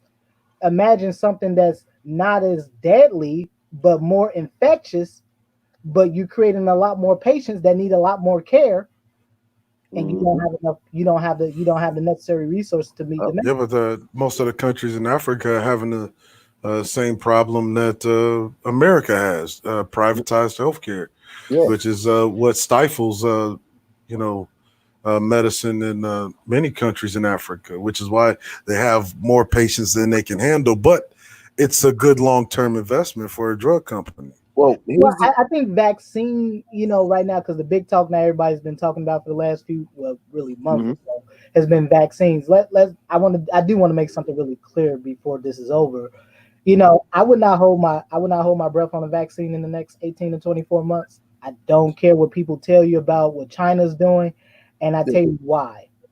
Because the U.S. has something called the FDA, and the FDA is what approves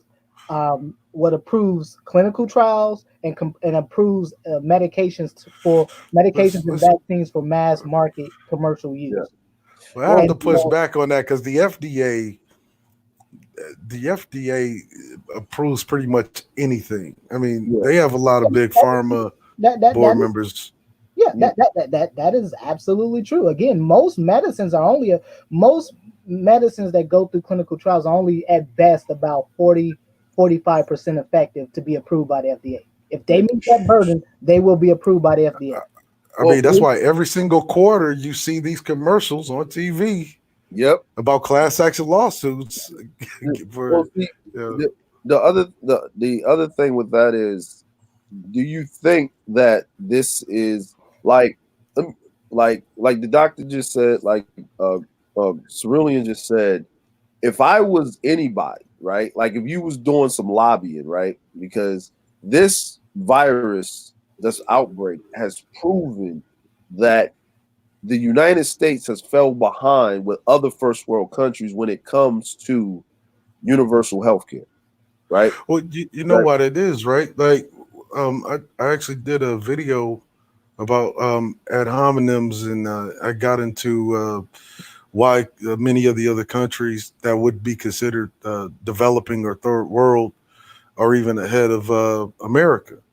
Um, if you look at the healthiest countries, the most literate countries, the most upper educated countries, you'll find that they spend more than 10% of their GDP on social programs.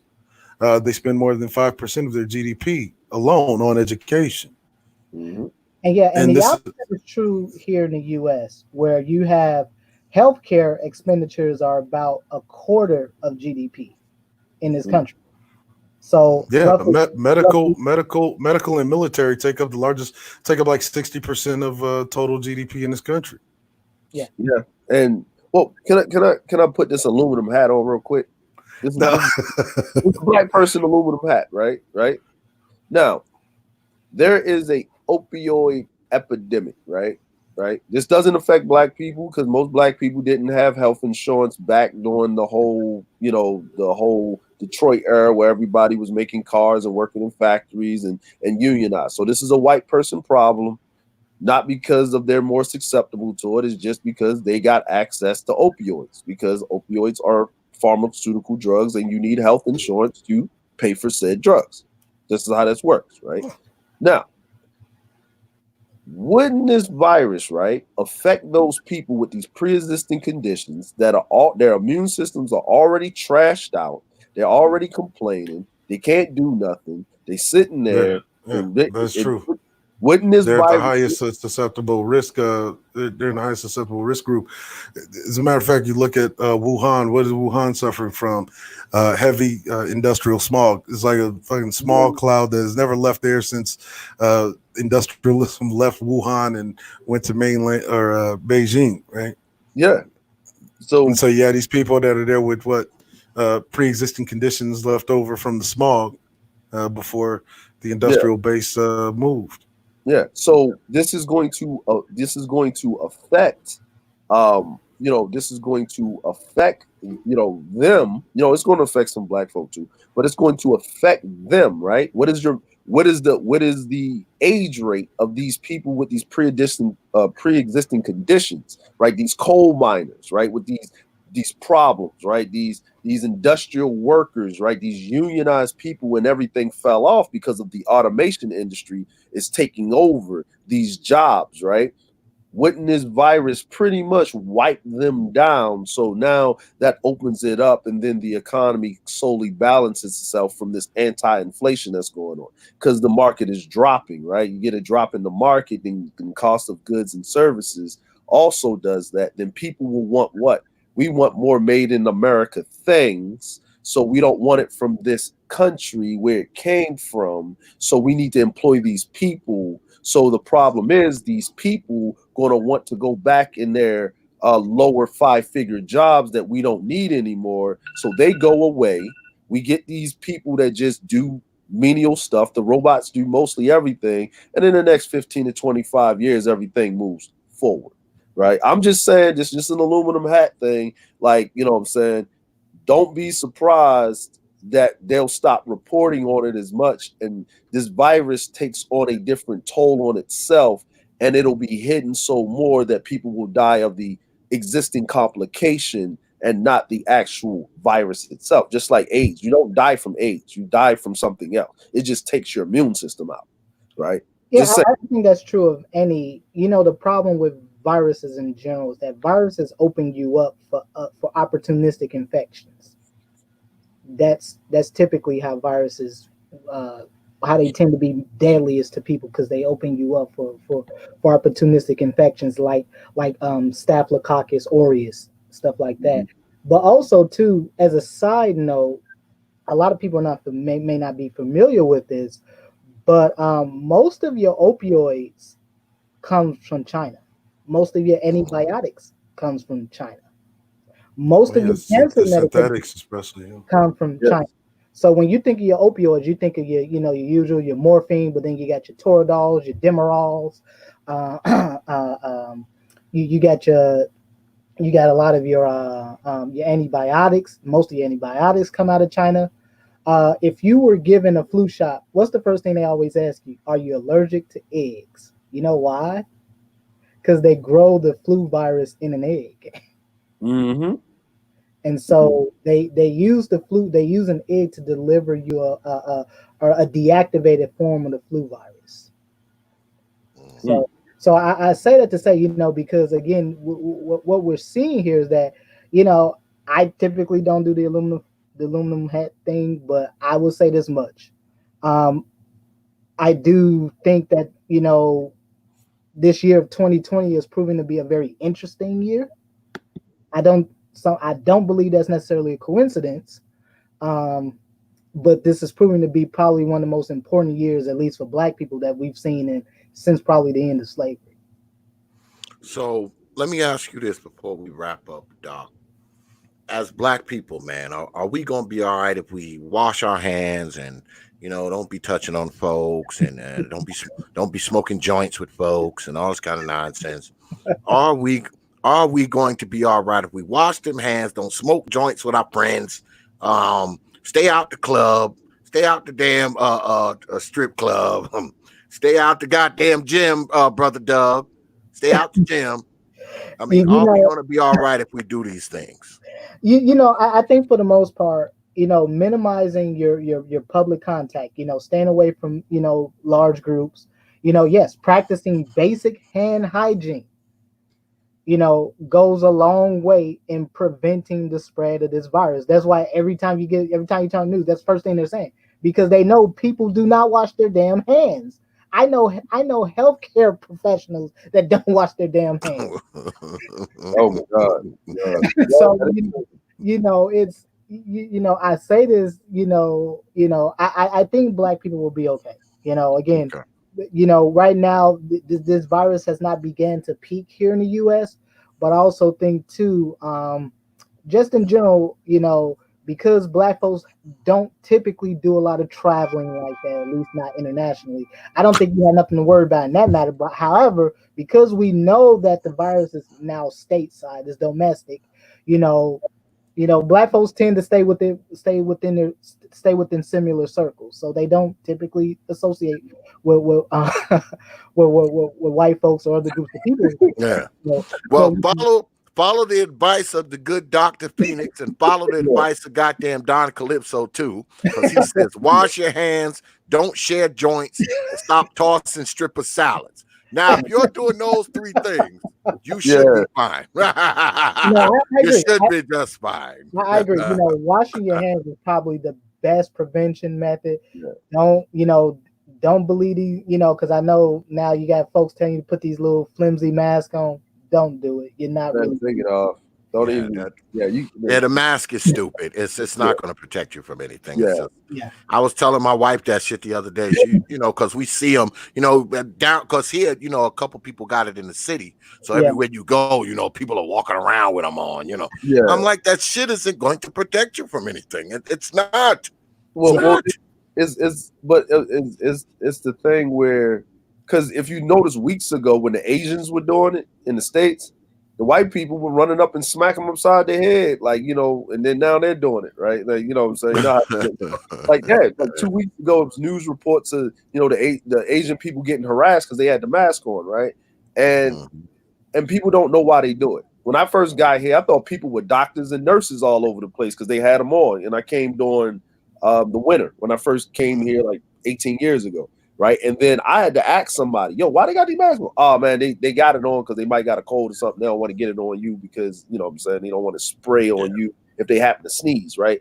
And then you realize how congested Asia is. Asia's especially in the main cities, Asia is very congested. If you see those, if you see those videos of Japan during rush hour where they're pushing people into the trains, right? Mhm. And I'm gonna tell you, they will go to work if the end of the world comes. They will still go to work. They don't care. They will walk to work. They will get there. I've seen them do it. I've been here doing an earthquake, seen all that crap.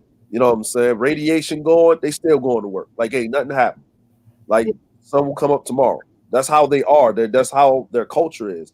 So watching them and watch how they operate, the only way that they can keep this thing in a bubble is because when they're told to do something, they follow through.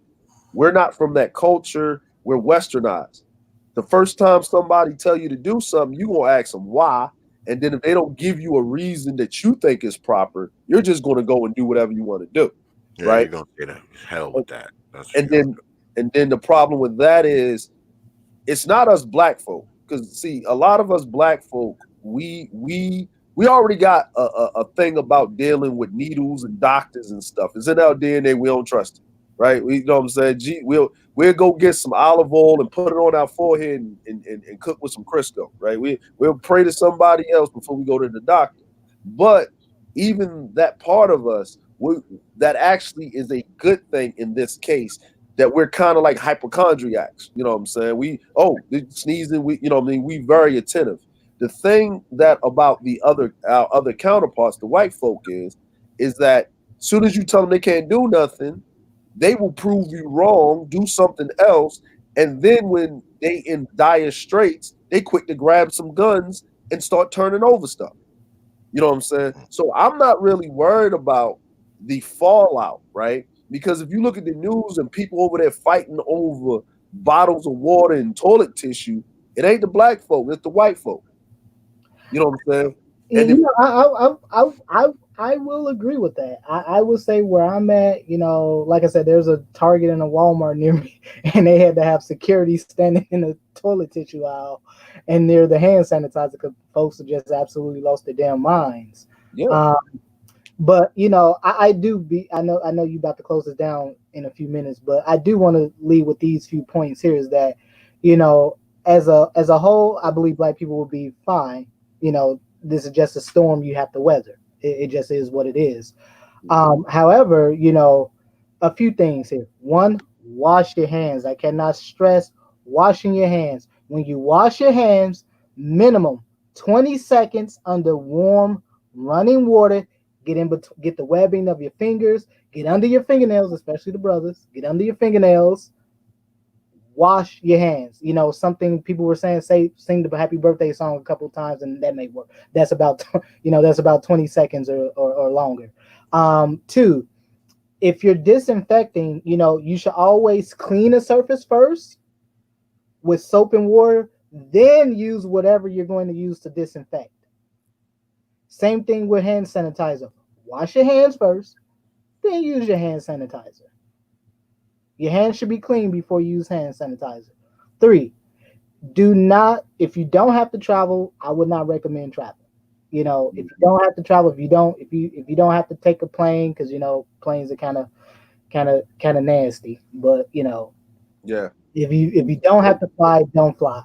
You know, if you do, there's take your precautions. Make sure you're washing your hands. Don't use those if you can't help it. Don't use the bathroom on the plane because they're horrifically nasty. But that's the deal. And three, just avoid large crowds if you can in general. You know, because I will say the biggest thing, what was probably going to affect black people more than the actual virus itself, is probably really the economic impact because a lot of folks are folks may lose their jobs and many folks may be out of work for a while until this crisis gets contained. yeah, that's true. A lot of people don't even know, like, with the NBA stuff. Like, I'm in the entertainment industry, and a lot of stuff has gotten canceled, concerts, events, over, period. And that really tells you the state of how serious something is when schools are shut down, when sporting events are shut down completely and totally, like, you know what I'm saying? Yeah. And this tells you the seriousness of something, and you usually don't get that unless there's a war or there's a, like, even when they did a terror attack, they still did what, Monday Night Football, that they still did football, right? You know what I'm saying? And everybody was saying if they was going to do it, but they still did football because, the president at the time said America needs something right now, right? So for them to shut down sporting events, right? And and and you're talking about these players and things of that nature and so forth. So just to say, what the doctor said and things like that is we're not going to see the real impact on the black community until the economics. So all of y'all that got y'all tax returns, y'all better hold on to them dollars. Don't be going out there buying them new Easter outfits and all this other stuff. Hold Yeah, on to that definitely. tax return. Like, Yeah, I was gonna say that. I was I, gonna say that. Hold on to some money, man. yeah. Have some money in the stash just in case. You never know what's gonna go down. Me and my wife, we done already formulated a plan on that. Just make sure you got some money in the stash just in case something happened. Just in case they say your town is closed down, or you never know. Be prepared for anything. That's what I say. Be prepared for anything. So when something do come up, you'll be able to deal with it. And you're going to need a little bit of money to be able to deal with it. I mean, I know we in this world where, oh, money ain't everything. You'll wish you had some goddamn money if they close your damn town down and say motherfuckers can't leave except motherfuckers who got cars. So, I mean, you got to think that way, man. You got to be prepared for every goddamn contingency. All Well, you right. bring up two good points just to close out really quickly. Is that every black family, black person in general, should have an emergency preparedness plan. Period. Yeah. In healthcare, that's the way we train. We always train for emergencies, from whether it's a mass casualty, bioterrorism, whatever it is. Every black family should have an emergency preparedness plan in place. You Yep. should have you should already have your stashes. It wouldn't be a problem. You wouldn't be worried about, oh damn, I can't find a roll of toilet tissue at the damn store because Yeah. all the damn white folks took it. You wouldn't have Yeah. to worry about that if you were already preparing. That should just be a part Exactly. of your state of being. You should have some form of an emergency preparedness. You should have at least $1,500 stashed away as part of that emergency plan. Yep. yep, yep. Yeah. So again, this is one of these things where this is really we're really dealing with attrition here, and Mm. so it just comes Hmm. down to whether or not black people will be able to weather this storm. Um, Yeah. brother Xavier, Always have. Go ahead. Go ahead, brother brother, DeAndre. Go ahead. brother Xavier, somebody in the chat asked, I think it's Hurricane Henry asked, what about Uber drivers? Should y'all stop driving? I'm not a medical expert, but nah, y'all should stop driving, because y'all don't know who you're picking up. I, You I know, would I Yeah. would I would say you got to be cautious. I would agree with the I wouldn't say outright stop driving, but I would be very very cautious because again, you Oh don't know who yeah. you picked up, you don't know who they've been exposed to, you don't know where they've been. It's ironic you say that because I was looking at a video and I guess this lady got picked up in an Uber and the guy had his whole damn inside his car like wrapped in plastic. It was like the craziest, it was like the craziest thing ever. He had on like a mask, the whole car, the seats wrapped in plastic, everything, and Hey, she's freaking out or whatever. But I just say if you are an Uber driver, that's a tough call, brother. I ain't If you need it for the I ain't money, mad at him. if you hey, need look, I ain't mad at him. hey, bro, You know. to me personally, if it's not your main source of income, because some people, because of this economic thing, that's some people are making a lot of good money in between, and they just choose to do that. If it's not your same source, if it's not your source of income, and you need to do that, what I would do is I would maybe switch over maybe to Uber Eats. You know what I'm saying? oh Maybe I yeah, don't know. that's actually a good idea. You might want to switch over to Uber Eats if you can, or if you kind of really feeling some type of way, your health ain't worth a couple of coins. That's just me. Oh Like, no. yeah, you know what I mean? Unless you can do what the brother said and get you one of them gas masks and show up. But I'm pretty sure if you show up with one of them gas masks, driving somebody around, they ain't gonna want you driving around with no gas mask.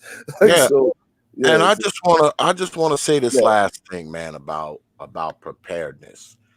I mean, have some extra everything. Have extra water in your house, man. Have extra food in your house. I used to make a big joke out of my father because my father's from the South, All right. And I used to make a big joke about him having this big old deep freezer, along with a refrigerator. I was like, damn, we got a refrigerator. What the hell we need this big stupid thing for too? And you know what?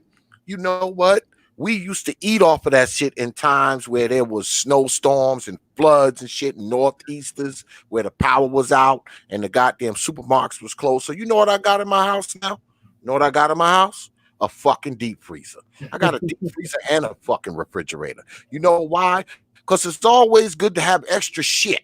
It's always good to have extra food, extra money, extra water, extra toilet paper, a plan, a plan for you and your family, what y'all gonna do if shit goes down, extra coats, extra shoes, extra light bulbs, extra shit, man, never hurts because you never know when you're going to need it, man.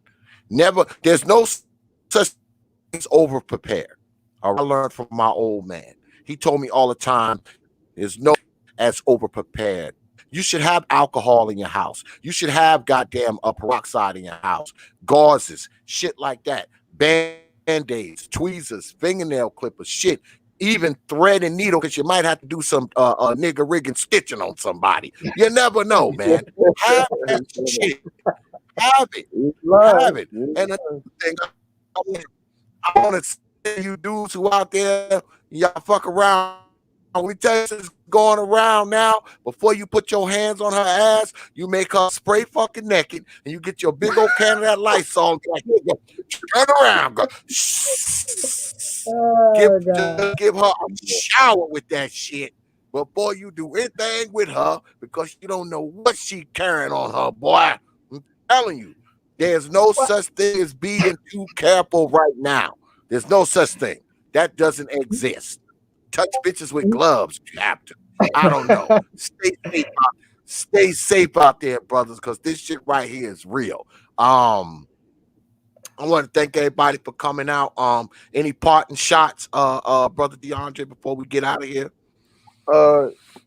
Yeah, man. Appreciate it, brother Xavier and Dr. Phoenix having this discussion.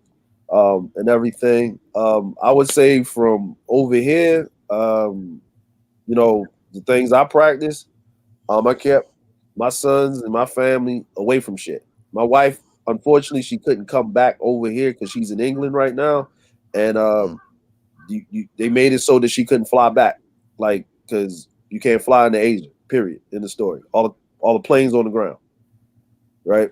So, and then after this is lifted a little bit, you can't really fly to the States right now. So, and this is all over the world, mind you. So they're not telling you this in the U.S. They're only telling you what's affecting the U.S. But all over the world, planes are on the ground. The stock markets have dropped about 10 to 20%. That hasn't happened since 1987. Y'all don't notice currency. I see currency every day because I have to deal with different currencies. The dollar has dropped tremendously. That means the economy has dropped in the United States tremendously because of this virus is affecting everything because people can't move. It is serious. Take precautions. Stay away from large groups of folk. If whenever possible, if you gotta go to work and do all of that, that's fine and everything, but leave an hour early. Try to beat that rush hour because that's the less contact that you'll have. If you got to leave the house an hour and a half early so you can be on an empty bus or empty subway car or however way you get to work, if you usually park and ride, you might just have to suck it up and just ride all the way in with your car. You know what I'm saying? There's a lot of things that you're going to have to take into consideration.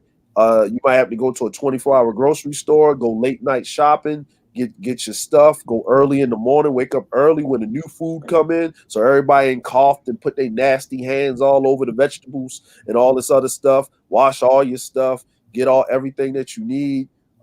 Get you some rice because the bread's going to be the first thing that goes out. Get you some bags of rice. I would say invest into a rice cooker because a lot of people don't know how to cook nowadays with these little bullshit ass electric stoves. Get you one of them little camping stove things with the portable gas cans. Buy you that just in case the electricity goes out, because if people ain't going to work who monitoring this shit, they gonna do, you know what I mean, shit can get that bad. So prepare for the worst so you're already prepared, like brother Xavier talked about. Oh But yeah. I'm excuse I got a, myself. I got a 10,000 generator in with 10,000 watts of throw in the backyard just in case some shit go down. God damn it. Yeah, you know, hey, this is one of the, hey, they got them things on Amazon now. They about $500, $300 to Yeah, $500. get you a generator, and if it fuck up, call me. I'll fly out and fix your shit for you. Yeah. Hey, they got them solar ones. They got them solar packs now. You know what I mean? You seen them, them living off grid, motherfucker, with them solar packs and always good to have a generator. Oh yeah, get you a generator. Get you a generator. Make sure you got get you 2 gas cans just in case. And if you got some folk that maybe you can do this and go out to the country and stay with them away from folk, maybe you need to go visit them. You know what I'm saying? Get out the city if you're living in the city. You know what I'm saying? If possible. So, but with that, I'm gonna say my adieu. Appreciate you, brothers. Let me say my piece. And I hope y'all have a nice evening. It is 9 o'clock in the morning. And I got shit to do. So, all right, all right, man. All right. Enjoy your day. All right, Dr. Phoenix, any parting shots, my brother? Well, again, brother, thank you for having me on. I really appreciate the opportunity. You know, I would just end it like this. The major problem that faces Black people as it pertains to the coronavirus is really not the virus itself. It's really the economic effects. Because where I'm at, they're actually closing down schools for the rest of the semester. And so, you're gonna have kids that are out. Let's just, parents might not have, child care services. And so, just in general, the biggest impact on Black people will be financial, not necessarily the virus itself. 2, emergency preparedness plan should be a part of every Black person's family, part of your family, part of your personal state of being. That should be as regular to you as the air you breathe. 3, wash your hands. Please wash your hands. Yes, 20 seconds. 20 seconds, minimum 20 seconds underneath warm running water. Wash in between your fingers, wash under your nails. 20 seconds under warm running water. Checked out. Do yourself a favor. Don't, if you got flu-like symptoms, don't be going around people trying to touch them and kiss them and all that stuff. Do yourself a favor, go get checked out, and the protocols will be in place if should that be the case. And lastly, just practice. I want people to understand that the coronavirus, the COVID-19 virus, what we're seeing now is really a stress test on this nation. It's a stress test on this nation's health system. It's a stress test on this nation's financial and economic systems. And right now, we're kind of seeing sort of some buckling here going on. And so, again, this goes back to that preparedness where Black folks should always be prepared for these scenarios. Again, I don't even think that going to the store now will help you, because I mean there's no telling when these stores are going to be back in stock, and even if they do get back in stock, they're just going to be gone. The items will be gone just as quickly as they get them in stock. So, but again, thank you for the opportunity. Oh, absolutely. And wash your hands. Oh yeah, that's what it was. Because somebody in the chat mentioned about sex. If you're married and you're having sex, or you have your girlfriend, I'm assuming you're monogamous. Now, if you're polyamorous, I can't do nothing to help you on that one. But if you're monogamous, if you know the movements of your woman, you shouldn't have a problem with that. Yeah, you should be straight. It shouldn't even be a question. Yeah. I mean, it shouldn't even be a question. If she your woman, and well, if she your woman, you shouldn't have to worry about it. Now, if she's many people's women, worry. you might just want to leave her alone till this shit blows over. You might just want to leave her alone. You might want to leave a lot of people alone, until this blows over. Like I said, don't be smoking joints with folks and be all around folks and be touching folks. And, maybe that party you was going to have this weekend at the crib, you might want to postpone that shit for a few months, all that shit. Because I was telling people earlier, I was supposed to go to New York City next week. And when I went, I was going to go out to Zyx, out there with my man Q Butter and do a demonstration and explain mechanical theory and small engine technology. But they walked around and declared a state of emergency. So I'm not going to go to the institute now. That would make no sense to go out there now. So, some shit's going to have to be put on the back burner, folks, until this thing kind of blows over or a million of us get it and get better. Something's going to have to happen. Our life is going to change a little bit, y'all. So we best be prepared for that. And like the good doc was saying, a lot of this stuff is just fundamentals, man. Don't let people call phone you. Wash your goddamn hands frequently. Keep them out your goddamn face and eyes and shit like that, and try not to touch surfaces, man. When you go into them damn stores and stuff, don't grab that door with your hand, man. Grab that shit with have like a rag or something, that you grab it with, or like a glove or something, wear like some gloves. People will look at you like you're crazy. You're walking around with surgical gloves on, but guess what? You will be keeping yourself from touching this, whatever this shit is that's on the counter or on the door or on the glass, because I know we go in the stores and we grab the door. We don't even think about it. We put our hand on the counter. We don't even think about it. We got to think about it now. Thinking about it is going to help us. It is, man. We got to be deliberate with our actions now. We don't have no choice. But like the good doc said, I agree. I think black folks, we going to be all right. Number one, a lot of us don't travel. Number two, most of us, we kind of just intermingle with each other. Because I think it would be a very bad thing for this thing to kind of strike like in the hood or in those cities that are overpopulated with black folks, because it could kind of spread around in there pretty like quick. So, yeah, absolutely. So it's probably a good thing that we ain't traveling too much and that we kind of stay amongst our own. I think that's going to serve us well in the days to come. Dr. Phoenix, man, once again, brother, I appreciate you, man. You always come through, man, on short notice and shit. I know I usually only give you like a day and shit notice.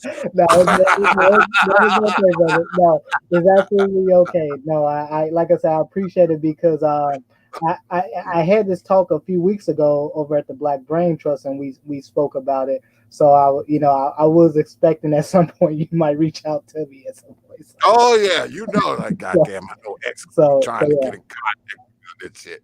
Yeah, but I appreciate you, brother, man. I appreciate your expertise, man. I really appreciate it. The good information and all that. Because, like I said earlier, a lot of us, we don't read the newspaper, watch the news and shit like that.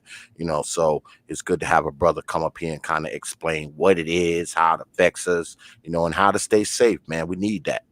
We need that, man. And I appreciate you, brother. Yeah, I think the news angle, just really quickly, I would be very wary of the news that you hear from the national and local media outlets here in the U.S. I find that the European news and the Asian news tend to be more truthful. The American media not so much, but that in other words, take what they say with a grain of salt. Absolutely. That's why I wanted you on here, man. That's why I wanted you on here. For that reason, exactly. You are my grain of salt for what they talking about. But, yeah, I appreciate it, brother, man. I do, man. I'm gonna get ready for this debate, man. And once again, man, thanks a lot, Dr. Phoenix, peace, brother. Thank you. Peace, my brother. Yeah, just got off the line with the good Dr. Phoenix, man. And, he always comes through, man, and drops some jewels. I always hit the brother up short notice as hell. I need to start hitting him up a little, give more than one day. I usually hit him up, but he always come through. Though I hit him up like a day before. He always come through. So he's just good like that, man. You can kind of hit him up short notice, and he'll be ready in 24 hours and shit. He's good like that. But yeah, man, it's this coronavirus shit is kind of serious, man, and we need to take it. We need to take it serious, man, and just take some proper precautions, man, because I want y'all to be safe, man. I don't want y'all to be caught up with this shit, and laid up in the hospital or really sick or worse. Contaminate your family and your wives and your kids and all that kind of shit, man. So just do what you need to do, man, and make sure that you don't get jammed up with this stuff. All right, but we about to wrap up because I got a debate. I was actually supposed to start it 20 minutes ago. So this is what we're going to do, y'all. We're going to break out from here, and we're going to come on because I got Preem and I got BMT debating the coronavirus. Well, not debating the coronavirus, but debating whether or not it's propaganda or real, the stuff that we're hearing. So make sure you come your black behinds right back here. We're going to throw down in like another 10 minutes. All right. But what I want you to do is get your black behinds down to Facebook.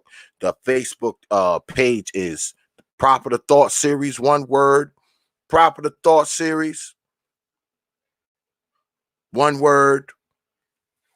Get on down there. That's our community page. It's not a personal page. That's our community page. You can go ahead, follow the page, like the page, share the page. You can also catch up with old X down there as well. All you got to do is drop me a line. I'm guaranteed to you within 24 and 168 hours. Also, while you're on Facebook, get on down to the Proper the Thought Series fan group page on Facebook. Go ahead, request to be a member. You're guaranteed to get up in there quick. Also, check us out on WhatsApp and Instagram. That's Proper the Thought. Leave out the series on Instagram. Go ahead, follow us on Instagram. You're guaranteed to get a follow back. And we got to end it like this. Get your black behinds down to Twitter. The Twitter handle is at T.P.O.T Media on Twitter. That's at T.P.O.T Media on Twitter. Go ahead. Follow us on Twitter. Because if you don't, I'm going to haunt you and your black ass mama in their dreams right now while you're still awake. So once again, I thank y'all, man. I want to thank the good doc, Dr. Phoenix, for coming through today. Also, I want to thank Brother DeAndre and Professor Cerulean for contributing to tonight's broadcast. So with that, and remember, we right back in about 10 minutes, so come your behinds back here. You hear? All right. So, with that, I will leave you with 3 words like I always do. Open your minds. We'll be back, folks. Open your mind. Dark incidents. See y'all in 5. Make sure you have your black behinds right back here.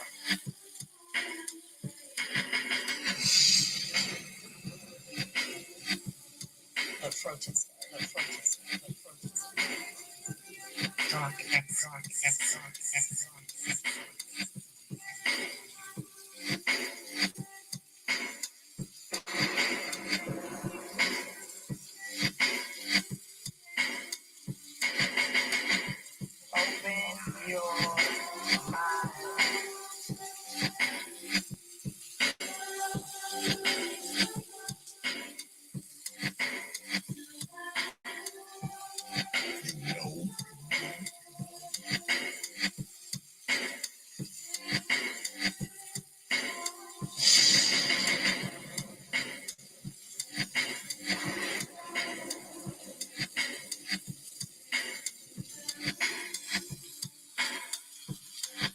Yeah, X.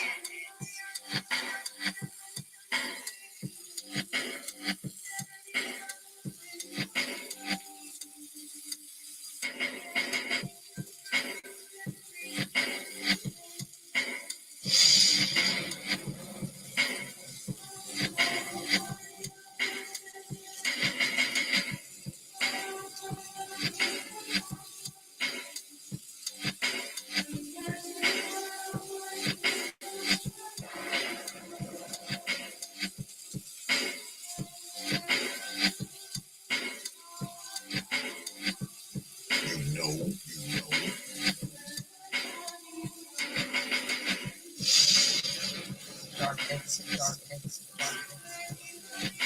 You understand?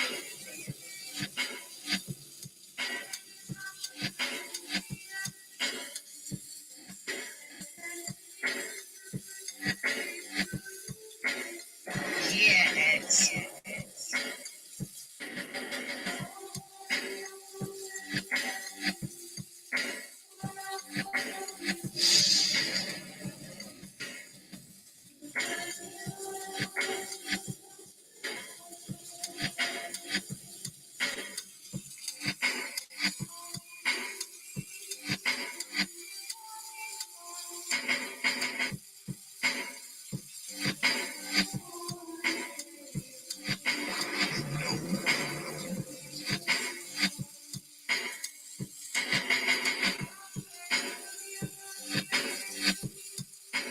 You understand?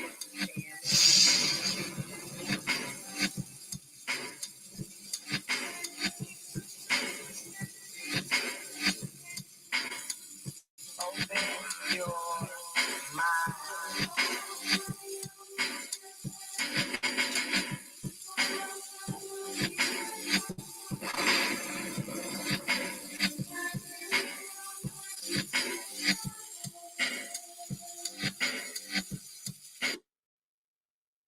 Only from the Prophet of Thought Series Media.